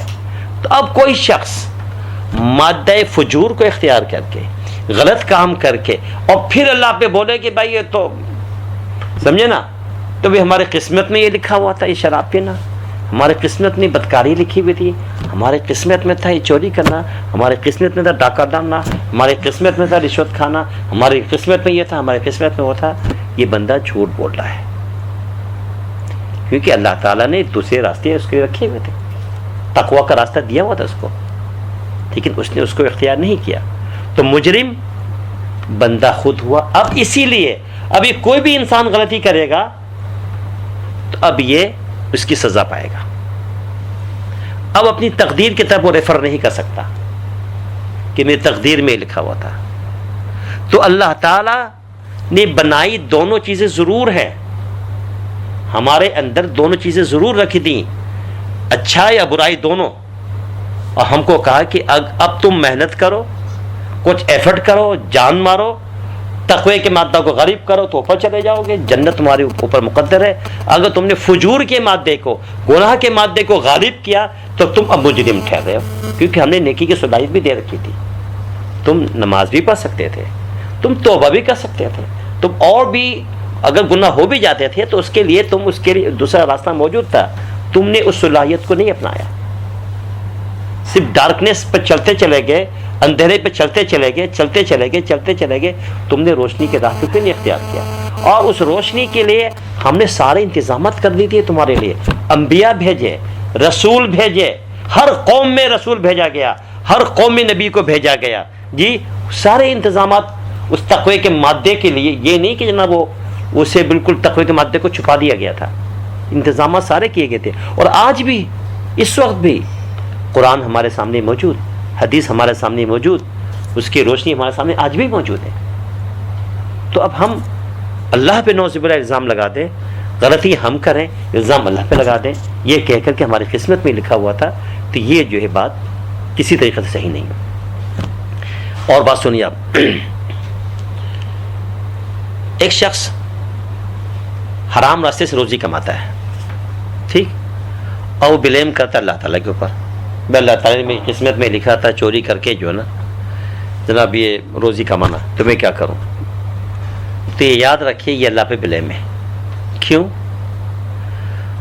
اللہ سبحانہ و تعالیٰ نے رزق ہر ایک کے مقرر کی تھی، اس میں تو کوئی شک نہیں ہے۔ میں پیدا ہوا، آپ پیدا ہوئے، مختلف لوگ پیدا ہوئے، ہر بندہ جب پیدا ہوتا تو اس کا رزق کا ایک باکس ایک اللہ تعالیٰ نے اوپر مقرر کر دیا، اس میں سے انسان کھاتا ہے کماتا جو بھی ہے، یہاں تک کہ جس وقت اس کا رزق کا باکس جو ایمٹی ہوگا، جس وقت بندہ اسی وقت اس دنیا سے ڈپارٹ کر جائے گا اسٹریٹ اوے، چاہے وہ ایک دن کا بچہ ہے، 50 سال کا یا 100 سال کا یا 150 سال کا، سمجھ گیا بھائی؟ ہر ایک کا رزق کا ایک باکس ایک اللہ نے فکس کیا ہوا ہے، ٹھیک۔ اور یہ بات اچھی طریقے سے سمجھ دیجئے کہ وہ اللہ نے اوپر جو رزق کا جو باکس اوپر رکھا ہے نا، وہ حلال رکھا ہے۔ اللہ نے کسی کا رزق کا باکس اوپر جو حرام نہیں رکھا، ٹھیک۔ تو رزق از دیئر، ہم میں سے ہر ایک نے اپنا رزق کمانا ہے، البتہ وے آف ارننگ ایشو ہے، وے آف ارننگ کا رزق تو آئے گا، روزی تو آنی ہے۔ اللہ اتنے رحیم کریم ہے، ہم جب صبح اٹھتے ہیں خالی میں اٹھتے ہیں، لیکن جب بستر کو جا رہے ہوتے ہیں نا سمہاؤ جو نہ کچھ اس پیٹ میں پہنچ جاتا ہے، وہ تو ملے گا۔ مسئلہ ہے وے آف ارننگ کا۔ اگر ہم وے آف ارننگ حلال وے پر رہتے ہیں، اسٹرکٹلی اس کو فالو کرتے ہیں، تو رزق وہیں سے کہیں اور سے نہیں آ رہا، رزق کہیں اور سے نہیں آ رہا، اپنے ہی باکس کو ہم سے ہی ہمارے پاس منتقل ہو رہا ہوتا ہے جو وہاں اوپر موجود ہے۔ اگر ہم صبر کے ساتھ، شکر کے ساتھ حلال راستے پہ جمے رہے اور ہم غیر شرعی کام نہ کریں، بالکل اسٹرکٹ پہ جو نصیب کا ہے، بہت سے لوگ دیکھتے ہیں ماشاءاللہ، دیکھا ہوگا آپ نے، آپ بھی دیکھتے ہیں، ہم بھی دیکھتے ہیں، کہتے ہیں جو میرا نصیب کا مجھے ملے گا، وہ کبھی حرام کی طرف نگاہ بھی نہیں اٹھاتا، ماشاءاللہ اس کا آ رہا اور اس وقت تک نہیں مرے گا وہ بندہ جب تک اس کا باکس اوپر ایمٹی نہیں ہوگا۔ تو فکر کی کیا بات ہے؟ اگر خدا نہ خواستہ کسی کی جاب آج چلی جاتی ہے یا کوئی امتحان آ جاتا ہے تو سو بات ٹھیک ہے، ایک ٹیمپریری پریشانی ہے، لیکن مرے گا نہیں بندہ، کیونکہ اوپر ابھی اگر وہ مال موجود ہے اس کا تو اس نے تو لائف اس کی بہرحال موجود ہے۔ اور ایک بندہ کیا کرتا ہے جناب، اس کا بھی حق مارتا، اس کا بھی حق مارتا، یہ بھی لوٹ رہا وہ بھی لوٹ رہا، لوٹے جاؤ۔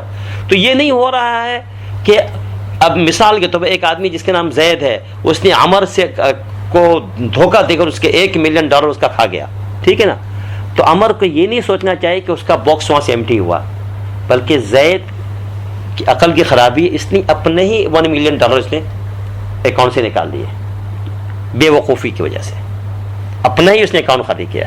لیکن اب اس نے جو $1 ملین کسی کا کھایا ہے نا، اب اس کا یہ مجرم ہے، کیونکہ اس نے وے آف ارننگ، حالانکہ اس کو جو آنا تھا $1 ملین اس کے اپنے اکاؤنٹ سے آنا تھا یہ، لیکن اس نے ناجائز طریقے سے کسی اور کیس پہ ہاتھ مارا. اس کا رسک نہیں کھایا، وہ اگلے کا رسک نہیں کھایا، اپنے رسک کو اس نے ہم کا چیک اس نے جو ہے نا $1 ملین کا ڈال دیا، وہ آ گیا، کیش ہو گیا. اب کھاؤ بیٹھ کے اس کو اڑاؤ، عیاشی کرو. اب بندہ یہی ہوتا ہے، جب ایزی آتا ہے تو ایزی گو بھی دیکھا ہوا آپ نے، تو یہ ہوتا ہے جاتے بھی اسی طریقے سے تیزی کے ساتھ، پتہ بھی نہیں چلتا وہ. تو لاؤ، تو اب ایزی بھی ہے تو ایزی گو بھی لو، اور اپنے ہی رزق کو خالی کر دیا اس نے تیزی کے ساتھ. اب اس کی جو حرکت ہوئی نا، اس میں اب یہ گناہ گار ٹھہرا. اب اللہ پہ الزام لگا دیا، میری قسمت میں لکھا تھا چوریاں کر کے لوگوں کا حقوق مار کے اپنا پیٹ بھرنا، تو میں کیا کروں؟ یہ جھوٹ بول رہا ہے. اللہ نے رزق ضرور رکھا تھا وہ جو کہ حلال تھا، لیکن وے آف ارننگ ہمارے ہاتھ میں تھا. ہاؤ ٹو ارن دا منی، یہ ہمارا مسئلہ تھا.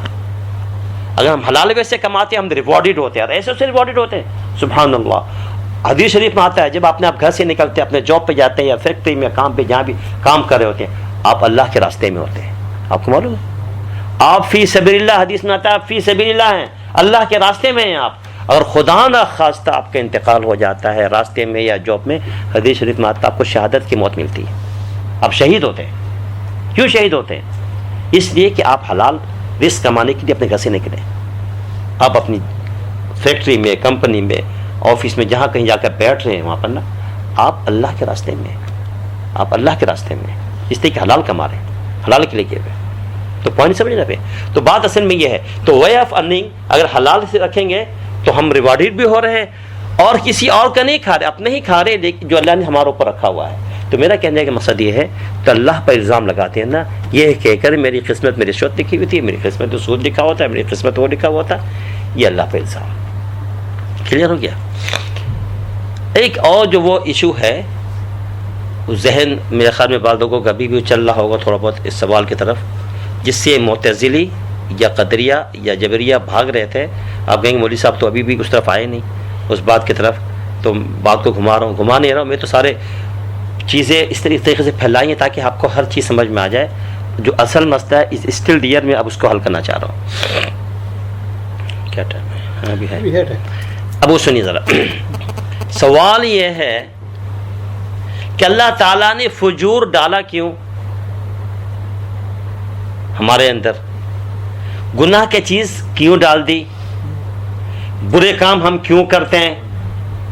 اس کی ضرورت ہی پیش نہ آتی، صرف نیکیاں ڈال دیتے، تقویٰ ڈال دیتے، بات ختم. ہم اشرف المخلوقات تھے تو ساتھ ساتھ یہ بھی کام ہو جاتا. تو ایسی کیا ضرورت پیش آئی؟ اس کا چھوٹا سا جواب تو میں نے اپنی پہلی تقریر میں دے چکا تھا، پھر ہم میں یا فرشتوں میں کیا فرق رہ جاتا ہے، یاد ہوگا. تو اس بات میں نے کہی تھی، لیکن اب آئیے میں پوری بات کرنا چاہ رہا ہوں. اگر آپ تقدیر کے بارے میں جو ہمارا جو آپ ایمان مجمل آپ نے یہ ایمان مفصل آپ نے پڑھا ہوگا، جو 7 بلیف ہے، 7 بلیف کے بارے میں معلوم ہے. یہ تو ہر ایک کو یاد ہونا چاہیے مسلمان کو. آمنت باللہ و ملائکتہ و کتبہ و رسلہ والیوم الآخر والقدر خیرہ و شرہ من اللہ تعالی. یہ چھٹا والا.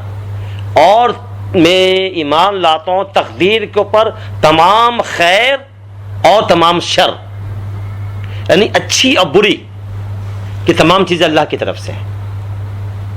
اور باسی بعد الموت، اور مرنے کے بعد جو دوسری زندگی ہے اس پہ بلیو کرنا. تو چھٹی چیز جو ہے نا تقدیر، تو ایمانی مفصل پہ ہے کہ والقدر خیرہ و شرہ. خیری پہ تو جہاں ہم بڑے خوش رہتے ہیں، شرعی کے اوپر تھوڑا ذہن خراب ہو رہا ہوتا ہے. اسی لیے معتزلہ بھاگ رہی تھی ادھر ادھر، جبریہ ادھر بھاگ رہا، قدریہ ادھر بھاگ رہا، اسی چکر میں کہ بھائی یہ جو ہے بڑا عجیب مسئلہ ہے. یہ اللہ کو ہم کیسے بولتے ہیں اللہ شر پیدا کرتا ہے؟ اللہ نے ہمارے نفس کے اندر ڈالا نا شر، فجور جی، تو اس لیے وہ اس سے بچنے کی کوشش کر رہے ہیں. تو بات اصل میں یہ کہ بچنے کی کوئی ضرورت نہیں ہے. اللہ تعالیٰ خالق الخیر بھی ہے، خالق الشر بھی ہے. اللہ تعالیٰ خالق ہے ہمارے اعمال کی، جس کی میں گفتگو آلریڈی کر چکا ہوں. قرآن شریف کی آیت موجود ہے، ہم اس سے تو ہم اختلاف کر ہی نہیں سکتے، ہم ڈفر کر ہی نہیں سکتے کہ اللہ تعالیٰ جب ایک چیز کہہ رہا ہے کہ جو تم کرتے ہو تمہارے اعمال کو بھی میں بناتا ہوں، اس کا بھی خالق میں ہوں، تو وہاں تو بات ہی ختم ہو گئی. ٹھیک ہے نا. اور پھر جو گناہ کی چیزیں ہیں, جو شر کی چیزیں ہیں, اس کو بھی اللہ نے بنایا. جو بری چیزیں ہیں, جو گندی چیزیں ہیں, اس کو بھی اللہ نے بنایا. اچھی چیزیں جہاں بنائی تو بری چیز بھی اسی نے بنائی ہے. اب یہ جو اللہ کی ذات کے اوپر لوگ جو یعنی پریشان ہو جاتے ہیں, اللہ تعالیٰ کیسے خالق الشر ہو سکتا ہے, اسی لیے جان چھڑائے. تو اب وہ سمجھ لیجیے, شر کا پیدا کرنا اٹ سیلف کوئی بری چیز نہیں ہے. شر کا پیدا کرنا, بلکہ شر کا پیدا نہ کرنا یہ نقص ہے. آپ کو بڑا عجیب سے لگے گا جو میں کہہ رہا ہوں. شر کا پیدا نہ کرنا اس کے اندر نقص ہے. پیدا کرنا ایک کمال درجے کی بات ہے, یہ کمال ہے اس کے اندر. وہ کیسے؟ اور وہی بات مثالوں سے بات سمجھ میں آ جاتی ہے. آپ گھر بناتے ہیں, بڑا خوبصورت گھر بنایا آپ نے, ایک محل بنا دیا آپ نے ماشاءاللہ. اس کے اندر پریئر روم بھی ہے, اس کے اندر یہ بھی ہے, اس میں وہ بھی ماشاءاللہ. اس میں آپ نے جناب ڈائننگ روم بھی رکھا, مہمانوں کے لیے بھی, لوگوں کے کھلانے کے لیے بھی, سارا کچھ بڑا اچھا انتظام ہے. سب اچھی اچھی چیزیں رکھی اس کے اندر. لائبریری بھی بنائی ہے, قرآن حدیث کا ذخیرہ بھی جمع ہے ماشاءاللہ, بڑا اچھا لگ رہا ہے. اس کے اندر اگر آپ نے بیت الخلا نہیں بنایا, ٹوائلٹ نہیں بنائی اس پورے گھر پہ, گندی جگہ اچھی جگہ, ٹوائلٹ اچھی جگہ ہے بری جگہ ہے, ظاہر ہے بظاہر تو گندی جگہ ہے نا. اس کے لیے جانے کے لیے ہم دعا پڑھ کے جاتے ہیں, اللہم انی اعوذ بک من الخبث والخبائث, پناہ مانگ کے جاتے ہیں. وہاں پر تو ایک ناپاک جگہ ہے, گندی جگہ ہے, وہاں ہم تلاوت بھی نہیں کر سکتے, وہاں پر دعا نہیں پڑھے کیونکہ ناپاک جگہ ہے. مگر آپ نے اپنے گھر پہ وہ گندی چیز نہیں بنائی. مجھے یہ بتائیے آپ کا گھر کامل ہے یا ناقص ہے؟ میرا ایک سوال ہے. یہ گھر آپ کا بغیر بیت الخلا کے آپ کے بنا ہے, خوبصورت, ہر تمام چیزیں موجود ہیں, لیکن آپ نے ایک گندی چیز اس میں نہیں بنائی. گھر آپ کا کامل ہے یا ناقص ہے؟ ناقص ہے. تو گندگی کا نہ بنانا, بری چیز یا جس کو آپ جو بھی بول دیجیے, آپ ایک گندی جگہ کا نہ بنانا, وہ نقص پیدا کر رہا آپ کے گھر کو, آپ کے محل کو, جہاں آپ نے ملینز آف ڈالر لگائے ہوئے ہیں, اور آپ نے تھوڑی سی گندگی کی جگہ نہیں بنائی آپ نے اس میں.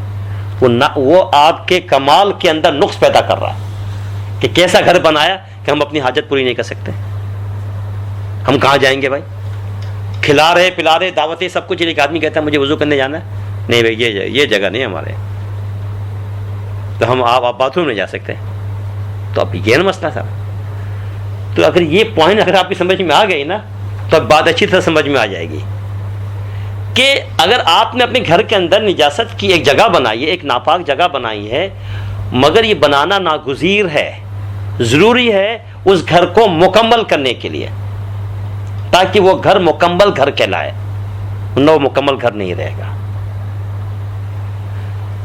اگر یہ بات سمجھ میں آ گئی, اس سے مثالیں بہت ساری دی جا سکتی ہیں, لیکن جیسے ایک چھوٹی سی گھر والی مثال دے دی, تو اسی پر آپ رکھ لیجیے. اللہ صرف تقوی ہی تقوی ڈال دیتا, فجور نہ ڈالتا, نافرمانیوں کا مادہ جو شرک کی چیز ہے وہ ہمارے اندر نہ ہوتی, تو پھر یہ ہمارے اندر نقص رہ جاتا. کیونکہ پھر تو آلریڈی فرشتے موجود ہیں, تو ہمارے بنانے کی کیا ضرورت پیش آ گئی؟ سمجھ گئے؟ پھر تو ہمارے بنانے کی کوئی ضرورت ہی نہ تھی نا.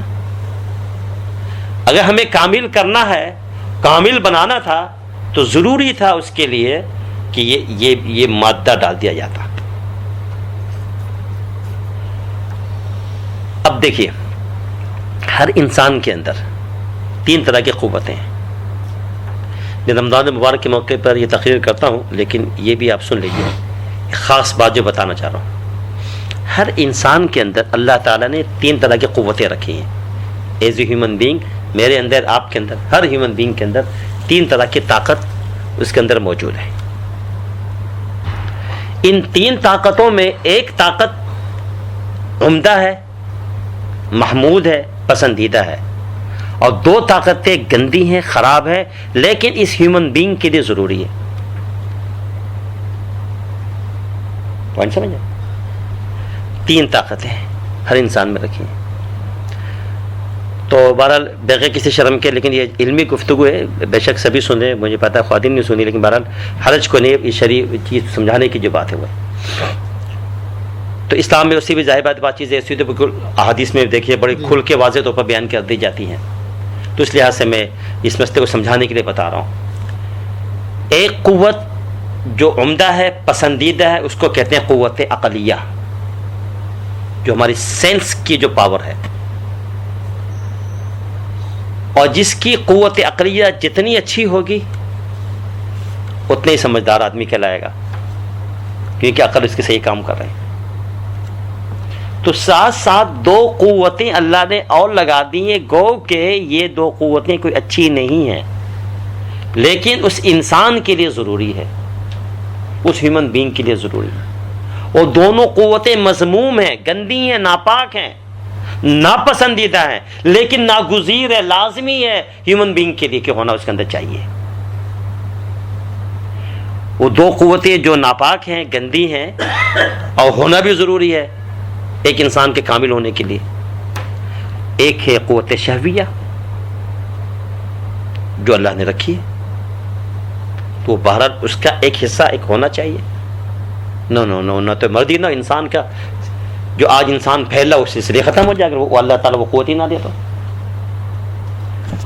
اب ایک قوت شہویہ کہلاتی ہے. ٹھیک ہے. اب اس قوت شہویہ کا استعمال یہ مسئلہ ہے سارا، اس کا یوز. اگر ایک آدمی قوت عقلیہ کے اندر میں رہ کے کام کر رہا ہے، جس کی قوت عقلیہ صحیح، اچھا قوت عقلیہ جو ہے نا وہ بادشاہ ہے، وہ لیڈر ہے. یہ قوت عقلیہ در حقیقت لیڈ کر رہی ہوتی ہے قوت شہویہ کے اوپر. ایک اور قوت ہے، وہ بھی ناپاک قوت ہے، وہ کہلاتی ہے قوت غضبیہ.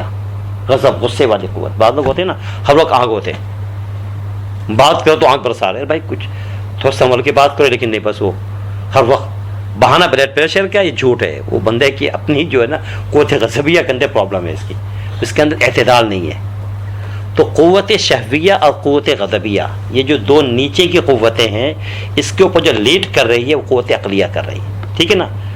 تو اب جس کی قوت عقلیہ صحیح ہے نا تو اس کی قوت شہویہ پر وہ کنٹرول رکھے گا.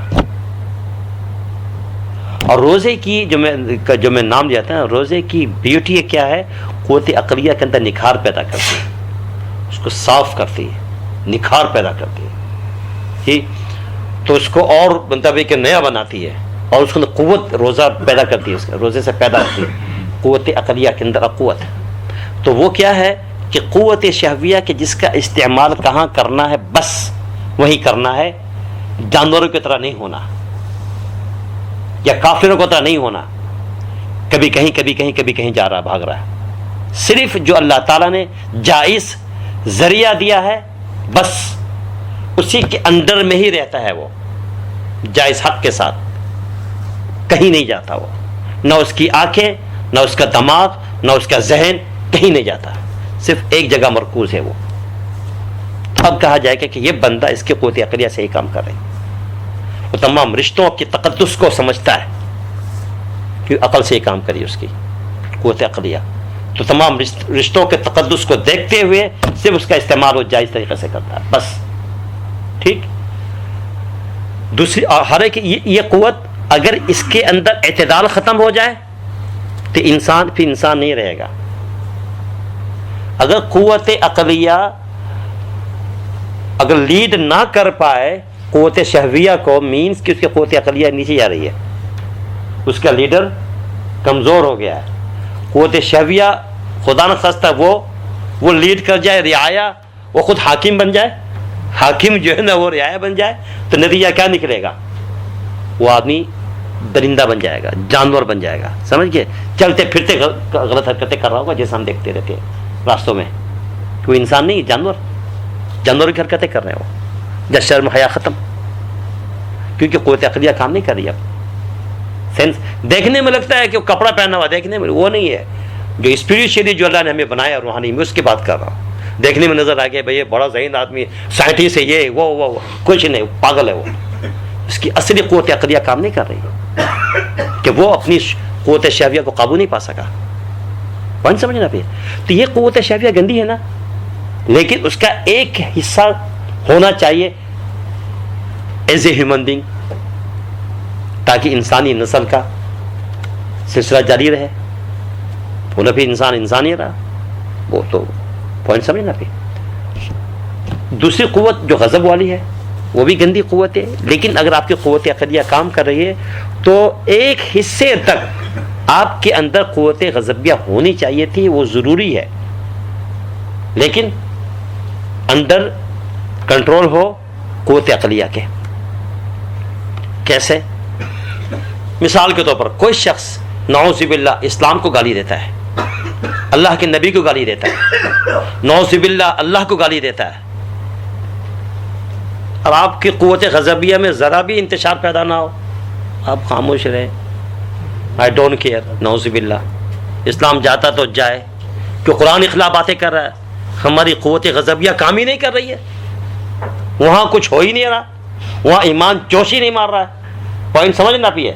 معلوم یہ ہوتا ہے کہ پھر یہ بندہ نہیں ہے. پھر یہ یا کوئی ہمارے ماں باپ کے ساتھ زیادتی کرتا ہے، مارو ماں باپ کو، مارو، میں تو بڑا اخلاق والا ہوں، کوئی فرق نہیں پڑتا ہے، میرے بیوی بچوں کو اڑا دو، میں تو بڑا اخلاق والا ہوں. یہ قوت غضبیہ کام ہی نہیں کر رہی ہے، تو یہ پرابلم ہے. اس کا مطلب ہے تو ایون تو اس کا غلط استعمال قوت غضبیہ کا غلط ہے.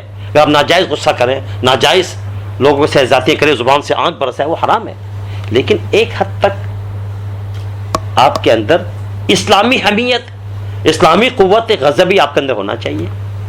جہاں مطلب ہے کہ جہاں ضرورت پڑتی ہے، ایک کافر آتا ہے اسلام پہ اٹیک کرتا ہے، مسلمانوں کو قتل کر، آپ جہاد کا حکم چل رہا ہے، آپ کہیں بھائی نہیں، ہمیں تو بھائی اسلام میں غصہ حرام ہے، مسلمانوں کو اڑایا جا رہا ہے، ہم اپنے غصے ہی نہیں کر رہے. جہاد فرض ہو چکا، آپ نہیں کر رہے ہیں، تو آپ کی قوت غضبیہ کام نہیں کرے. اس کا مطلب یہ نکلا کہ پھر آپ صحیح معاملہ نہیں چل رہا، آپ کا پرابلم ہے.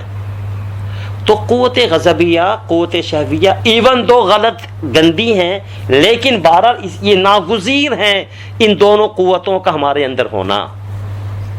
تو اب لہذا اللہ نے یہ تینوں جو قوتیں پیدا کی ہیں، ایک کو لیڈر بنایا، دو کو اس کے اندر کر دیا.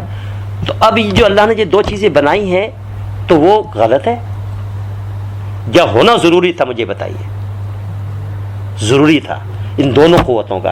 جیسے گھر کے اندر بیت الخلاء کا ہونا ضروری ہے، ایون تو گندی جگہ ہے، ہونا ضروری ہے اس کو کامل بنانے کے لیے. تو ایک ہیومن بین کو کمپلیٹ کرنے کے لیے قوت غضبیہ کے ساتھ، عقلیہ کے ساتھ دو قوتوں کا ایون تو اچھی نہیں ہے، لیکن اس کو کمپلیٹ کرنے کے لیے ضروری ہے قوت شہویہ ہو، تاکہ حلال ذریعہ سے جو انسانوں کی نسل آگے بڑھے. جی، اور جہاں کہیں اگر ضرورت پڑتی ہے قوت غضبیہ کا استعمال کا، جائز طریقے سے جی اس کا استعمال ہو سکے. تو معلوم ہوا کہ شر کا پیدا کرنا اٹ سیلف کوئی بری چیز نہیں ہے. میں یہ چیز سمجھانے کی کوشش کر رہا ہوں. شر کا پیدا کرنا اٹ سیلف کوئی بری چیز نہیں ہے. ہاں، اس کا غلط استعمال اگر ہم کرتے ہیں، اب پرابلم ہماری شروع ہوتی ہے. اگر ہم نے قوت شہویہ کا غلط استعمال کیا، جو اللہ نے ایک جائز راستہ رکھا تھا، ہم ہٹ کر ادھر ادھر بھاگ رہے ہیں، اب ہم پکڑے جائیں گے، سزا بھی ملے گی، کوڑے بھی برسیں گے، رجم بھی ہو سکتا ہے، سب کچھ ہو سکتا ہے. پوائنٹ سمجھنا پھر. اور قوت غضبیہ کا غلط استعمال شروع کر دیا، مینس کہ لوگوں کو گالی گلوچ، لوگوں کو ہٹ کرنا شروع کر دیا، اپنی زبان سے لوگوں کو قتل. ایک تو چھری تیر سے قتل کرتے ہیں نا، تو یا کسی کو زخم کرتے ہیں نا، زخمی کرتے ہیں، تو پھر بھی ہیل ہو جاتی ہے. یہ زبان والی نہیں ہیل ہوتی ہے، معلوم نا آپ کو، یہ تو اتنی خطرناک ہے. یہ چھری کا، تیر کا، تلوار کا تو گھاؤ بھرا، لگا جو زخم زبان کا، رہا ہمیشہ ہرا. اس نے تو نہیں کبھی ختم ہونا، 50 سال بعد بھی آپ کو یاد ہے کہ یہ اس نے مجھے یہ بولا تھا، اس نے مجھے وہ بولا تھا. وہ بندہ نہیں بولتا کبھی، ہمیشہ یاد رکھتا ہے. تو اب اسی لیے اللہ کے نبی نے فرمایا نا کہ اگر تم مجھ کو دو چیزوں کی ضمانت دے تو میں تمہیں جنت کی ضمانت دیتا ہوں. اللسان، ایک زبان ہے، دوسرا فرج. تو دو چیزوں کا آپ نے حکم دیا، تو اسی لیے دیا کہ یہ دو چیزیں ہیں، لیکن ہم نے اس کا استعمال صحیح طریقے سے کرنا ہے تو صحیح رہے گا، ورنہ پھر جو ہے نا معاملہ خراب ہو جائے گا. تو اگر یہ بات سمجھ میں آ گئی تو اب آئیے ایک اور مثال دے دیتا ہوں آپ کو. شاید اس سے پہلے بھی میں نے کسی ایک درس میں ایک مثال دی تھی کہ ماچس بنانے والا اصل کون؟ اللہ تعالیٰ کی ذات. اور ماچس کے مادے کے اندر وہ کیا ہے؟ وہ جلانا ہے نا، احراق جس کو بولتے ہیں عربی میں. اس کی نیچر میں کیا؟ جلانا ہے، تحریق، جلانا ہے. اس کے مادے کے اندر برودت نہیں ہے، ٹھنڈک پہنچانا نہیں ہے کہ اب جلائیں گے تو جناب معلوم کہ آئس نکلنا شروع ہو جائے. تو اس کی نیچر میں کیا ہے؟ برن کرنا ہے، جلانا ہے. تو دیکھنے میں تو بظاہر ماچس بری چیز ہے، شر ہے، اللہ نے اس کو بنایا. تو اللہ نے ماچس بنا کے ہمارے ہاتھ میں دے دیا. اب اس کا استعمال اب ہمارے ہاتھ میں ہے، اس ماچس کا استعمال ہمارے ہاتھ میں ہے. اس ماچس سے ہم جنت بھی کما سکتے ہیں اور جہنم بھی بنا سکتے ہیں. جنت کیسے کماتے ہیں آپ ماچس سے؟ چولہا جلاتے ہیں، کھانا پکاتے ہیں، یتیموں غریبوں کو فقیروں کو کھلاتے ہیں، لوگوں کی مدد کرتے ہیں. بس جہاں جن کے گھروں میں کھانا نہیں ہے تو ان گھروں میں کھانا پہنچا رہے ہیں جی. تو آپ کیا کر رہے ہیں؟ اسی ماچس سے آپ نے جس کی نیچر جلانا تھا اس کا استعمال آپ نے صحیح کیا، یوز آپ نے صحیح کیا، آپ جنت کما رہے ہیں. چیز غلط ہے، جلانا ہے، لیکن اب جنت بنا رہے ہیں، اب جنت بن رہی ہے آپ کی. پوائنٹ سمجھ رہے آپ یہ؟ اسی طریقے سے یہی ماچس ہے. ایک شخص کیا کرتا ہے؟ اپنے لیے جہنم بنا لیتا ہے. کیسے؟ لوگوں کے گھروں کو آگ لگاتا ہے، لوگوں کے گھروں کو آگ لگا رہا ہے. تو ماچس کی فطرت میں جلانا تو تھا، آپ چولہا جلا کے کھانا پکا کے غریبوں یتیموں میں بانٹ دیتے یا لوگوں کے گھروں کو آگ لگا دیجیے. یہ آپ کی مرضی ہے کہ یوز آپ کر رہے ہیں، تو لہذا آپ ریوارڈڈ ہوں گے اور پنشمنٹ بھی آپ ہی کو ملنا ہے. ڈیپینڈ کرتا ہے کہ آپ اس کا استعمال کیا کر رہے ہیں. پوائنٹ سمجھنا پہ. اگر یہ بات سمجھ میں آ جاتی ہے تو پھر ساری باتیں سمجھ میں آ جائیں گی کہ اللہ سبحانہ و تعالی ہمارے اعمال کے خالق ہیں. اس نے ہم کو بھی کریٹ کیا، ہمارے اعمال کو کریٹ کیا، اور جتنی چیزیں جو شر بھی نظر آ رہی ہیں اس کو بھی خالق الشر بھی وہی ہے جہاں خالق الخیر ہے. صحیح ہے، لیکن بات یہ ہے کہ ڈیپینڈ کرتا ہے کہ ہم اس کا استعمال کیسے کر رہے ہیں. بلیم اس پہ نہیں، سارا کا سارا بلیم پھر اب ہمارے اوپر آتا ہے. اگر یہ بات اگر سمجھ میں آ جاتی ہے تو میرے خیال میں بڑے حد تک جو نا تقدیر کی بات جو ہے نا حل ہو سکتی ہے. تو اللہ سبحانہ و تعالیٰ کے اوپر کسی بھی طرح کا بلیم، کسی بھی طرح کا الزام نہیں آتا. اب کوئی مسلمان اس کو اس بات کے کہنے کی قطعاً گنجائش نہیں ہے، وہ یہ کہہ کر یہ کہ بھائی یہ چونکہ اللہ نے ہماری تقدیر میں یہ لکھ دیا تھا، اللہ نے ہماری تقدیر میں وہ لکھ دیا تھا، تو ہم کیا کرتے ہیں. اس کے علاوہ جو میں آخر میں جو بات کہنا چاہ رہا ہوں یہ بہت امپورٹنٹ ہے، بہت ہی توجہ کے ساتھ ذرا سنیے گا. اور اگر نہیں سمجھ میں آئے تو میں 2-3 دفعہ ریپیٹ کروں گا، 4 دفعہ بھی ریپیٹ کر لوں گا. لیکن اگر آپ کی سمجھ میں یہ والی بات جو اب میں کہنے جا رہا ہوں اگر سمجھ میں آ جاتی ہے نا، میں آپ کو کہتا ہوں کہ دنیا کی کوئی طاقت آپ کو پھر تقدیر کے معاملے میں کنفیوز نہیں کر سکتی. اور آپ کے پاس ایسا یہ 2 چھوٹے سے جملے ہیں، سینٹنس ہیں، بڑی توجہ سن لیے گا آپ، اور اس کو یاد رکھیے گا دماغ میں، اس کو بیٹھا لیجئے، بلکہ 4-6 دفعہ آپس میں اس کا تذکرہ کر لیجئے تاکہ اچھی طرح، کیونکہ آپ جانتے ہیں نا ایک چیز کو جو بار بار ریپیٹ کرتے ہیں نا تو دماغ میں بیٹھ جاتی ہے. تو اس کو اس کے نا گھروں میں بیٹھ کے اس کا مذاکرہ، جس کو کہتے ہیں مذاکرہ کر لیں اس کو، تاکہ دماغ میں بات بیٹھ جائے. یقین جانے آپ سے کوئی آدمی کروڑوں بھی سوال کرے نا تقدیر کے اوپر گھما پھرا کے نا، یہ 2 جملے کے اندر آپ سب کو جواب دے رہے ہوں گے. وہ سن لیجیے. اللہ تعالیٰ جزا خیر دے ہمارے شیخ مولانا اشفاق صاحب رحمۃ اللہ علیہ کو. تقدیر پر جو حضرت کے ہمارے شیخ کی گفتگو تھی بڑی عجیب غریب تھی. حضرت کی یہ 2 جو جملے ہیں نا وہ سنہری حروف سے لکھنے کے قابل ہے. حضرت کی وہ بات سن کے یقین جانے آج تک پھر مجھے تقدیر کے بارے میں کبھی بھی پریشانی نہیں ہوئی. تو وہ چیز میں چاہتا ہوں کہ وہ آپ لوگ بھی سن لیجیے.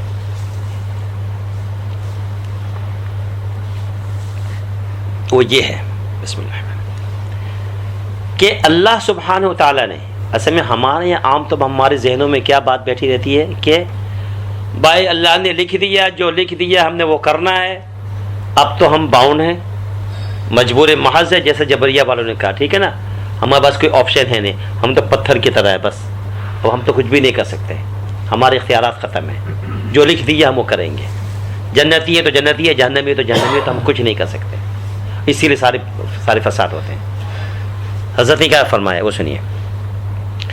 آپ فرماتے ہیں کہ اللہ سبحانہ و تعالی نے وہ لکھا ہے، اللہ نے وہ لکھا ہے تقدیر میں یا لوح محفوظ میں، اللہ نے وہ لکھا ہے جو ہم نے کرنا ہے.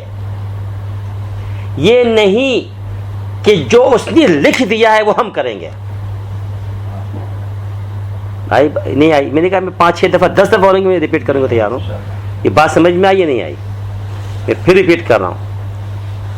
اللہ نے وہ لکھا ہے اپنے علم سے، اس لیے کہ اللہ کا جو علم ہے نا وہ حضوری کہلاتا ہے. اس کے لیے کوئی پاسٹ نہیں ہے، خدا کے لیے ماضی نہیں، خدا کے لیے. ہمارے لیے ماضی ہے کہ پیچھے کیا گزر گیا ہمیں نہیں پتہ چلنا، بول آ گیا. خدا کے لیے کوئی چیز فیوچر نہیں ہے، مستقبل نہیں ہے کہ اب بھائی مغرب کے بعد کیا ہونا، کدھر کیا ہوگا، ابھی ہم کہاں جائیں گے، کدھر جائیں گے، کیا وغیرہ وغیرہ. تو مغرب کا بھی ہمیں نہیں پتہ، اگلے نیکسٹ منٹ کا ہمیں نہیں پتہ، ٹھیک ہے نا. فیوچر کا ہم نہیں جانتے. تو اللہ کے لیے نہ کوئی چیز فیوچر ہے، نہ اس کے لیے کوئی چیز پاسٹ ہے. اس کا علم حضوری ہے، سب اس کے لیے پریزنٹ ہے. تو ایک جیسے اسکرین میں سب چیزیں آپ کو نظر آ رہی ہو نا، سب چیزیں، ان ربک لبالمرصاد، وہ تو ہم سب کو دیکھ رہا ہے. ایک آدمی 50,000 سال کے بعد ہی پیدا ہو رہا ہے، اس کو اسکرین میں بھی نظر آ رہا ہے کیونکہ اسی نے پیدا کیا نا. اس کو پتا کس نے کب کب پیدا ہونا، کیا کیا کرنا. تو اس کا علم کہلاتا ہے حضوری، حاضر پریزنٹ علم ہے اس کا. ٹھیک کلیئر. تو اللہ تعالیٰ نے وہ لکھا ہے، جی اللہ تعالیٰ نے وہ لکھا ہے جو ہم انسانوں نے آ کر اپنے اختیار سے جو کرنا ہے. شبیر احمد فلاں سال میں پیدا ہوگا، پھر یہ پڑھے گا، یہ کرے گا، یہ کرے گا، یہ کرے گا وغیرہ وغیرہ، اس کے علم میں آلریڈی تھا.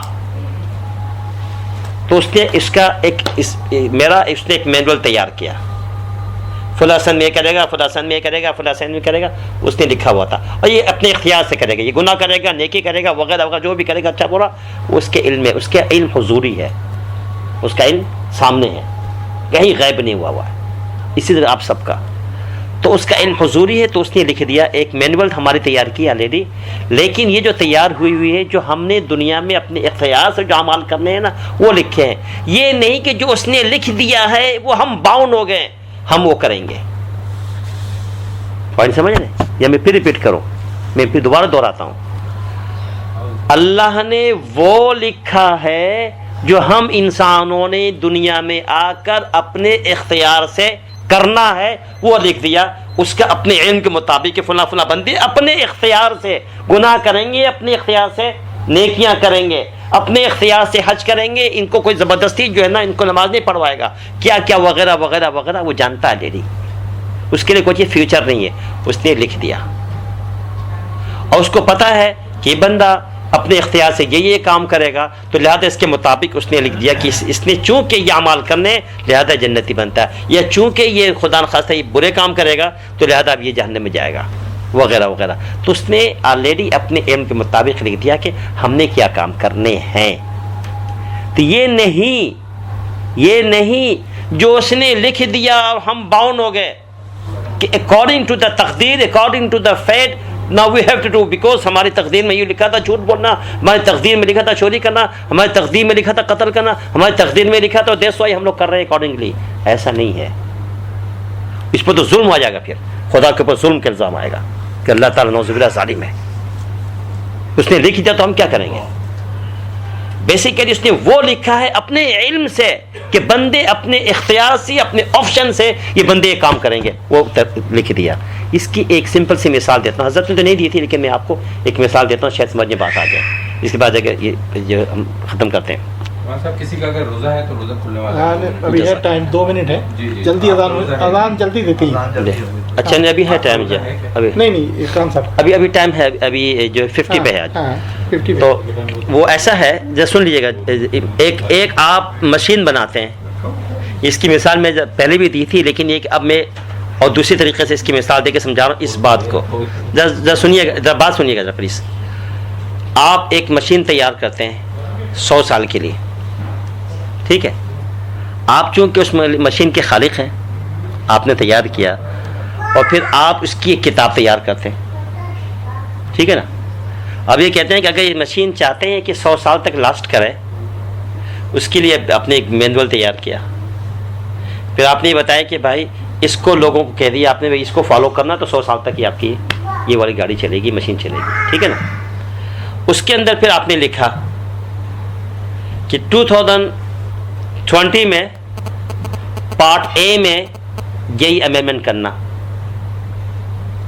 کیونکہ مشین چل رہی ہے تو اس کو ضرورت پڑے گی اس کی سروس کی، تو آپ چونکہ بنانے والے ہیں تو آپ کو معلوم ہے، تو لہذا آپ نے ایک تیار کر دیا. پھر 2030 کے اندر پارٹ بی کے فلاں پارٹس کو ذرا سا آپ نے اس کے اندر یہ چیزیں آپ تبدیلی کر دی گئی، یہ چیزیں ڈال دیجیے گا. 2040 کے اندر پارٹ سی میں یہ کرنا وغیرہ وغیرہ. آپ نے ایک پورے 100 سال کا ایک آپ نے، اب آپ نے جو بنایا ہے تو ظاہر بات ہے چونکہ آپ ایک چیز کے بنانے والے ہیں تو آپ کو پتہ ہے کہ اس مشین کے اندر اس کی یہ نیڈ ہوگی 10 سال کے بعد، 20 سال کے بعد، 30 سال کے بعد، 50 سال کے بعد، 80 سال کے بعد، ٹھیک ہے نا. آپ بنانے والے تو آپ کو پتہ ہے، پورا بنا کے آپ نے ایک مینول تیار کر کے دے دیا. اب جس کے پاس کتاب پڑھی ہے، اب وہ بندہ یوز کر رہا ہے، وہ آپ کو اعتراض کرے گا یار یہ آلریڈی فالٹ اس کے اندر موجود ہے، اس نے بتا دیا جی، تو اب اس کا کیا قصور ہے؟ نہیں، قصور کی کوئی بات نہیں ہے. آپ خالق ہیں، آپ جانتے ہیں، آپ کا علم اتنا ہے اس مشین کے اوپر، جبھی تو آپ اپنے علم کے مطابق آلریڈی پرسکرائب کر رہے ہیں. آپ کو پتہ ہے وہ پرزہ چلنے کے بعد اس کے اندر ایک خرابی آنی ہے اتنے عرصے کے بعد، اس کے اندر یہ ضرورت ہے. اگر یہ مثال سمجھ میں آ گئی تو اب آپ کی سمجھ بات آ جائے گی. یہ انسان اللہ نے بنا، اللہ کو پتہ ہے کہ فلاں پرزہ فلاں بندہ اس کی یا وقت کے یا حالات کے مطابق کیا کیا کچھ ہونا ہے جی. یہ تو بڑی چھوٹی سی مثال دی نا، تو اللہ تعالیٰ کے لیے تو ایسی مثال تو کیا دینا، وہ تو علیم، وہ خبیر، ایک ایک چیز کو جاننے والے، وہ سب پتہ ہے اس نے کیا کیا کرنا ہے. تو اللہ تعالیٰ ظالم نہیں ہے، اس نے کسی کے ساتھ کوئی ظلم نہیں کیا، اس نے ہم کو پورا اختیار دیا. تو ہم وہ مخلوق ہیں پورے اختیار والے ہیں، مجبور محض نہیں ہے کہ ہمارے پاس آپشن نہیں ہے. پورا اختیار دے کر پھر ہم سے کہا گیا کہ بھئی یہ جنت ہے، یہ جنت کا راستہ ہے، یہ جہنم ہے، یہ جہنم کا راستہ ہے. اب چوائس از یورس. اب آپ اپنی اختیار سے، اپنے آپشن سے جس راہ کو اختیار کرنا چاہتے ہیں اب آپ وہ اختیار کیجیے. تو اللہ کے اوپر کسی قسم کا کوئی بلیم نہیں آتا ہے. تو اسی پہ اکتفا کرتے ہیں. واخر دعوانا الحمدللہ رب العالمین. 1 منٹ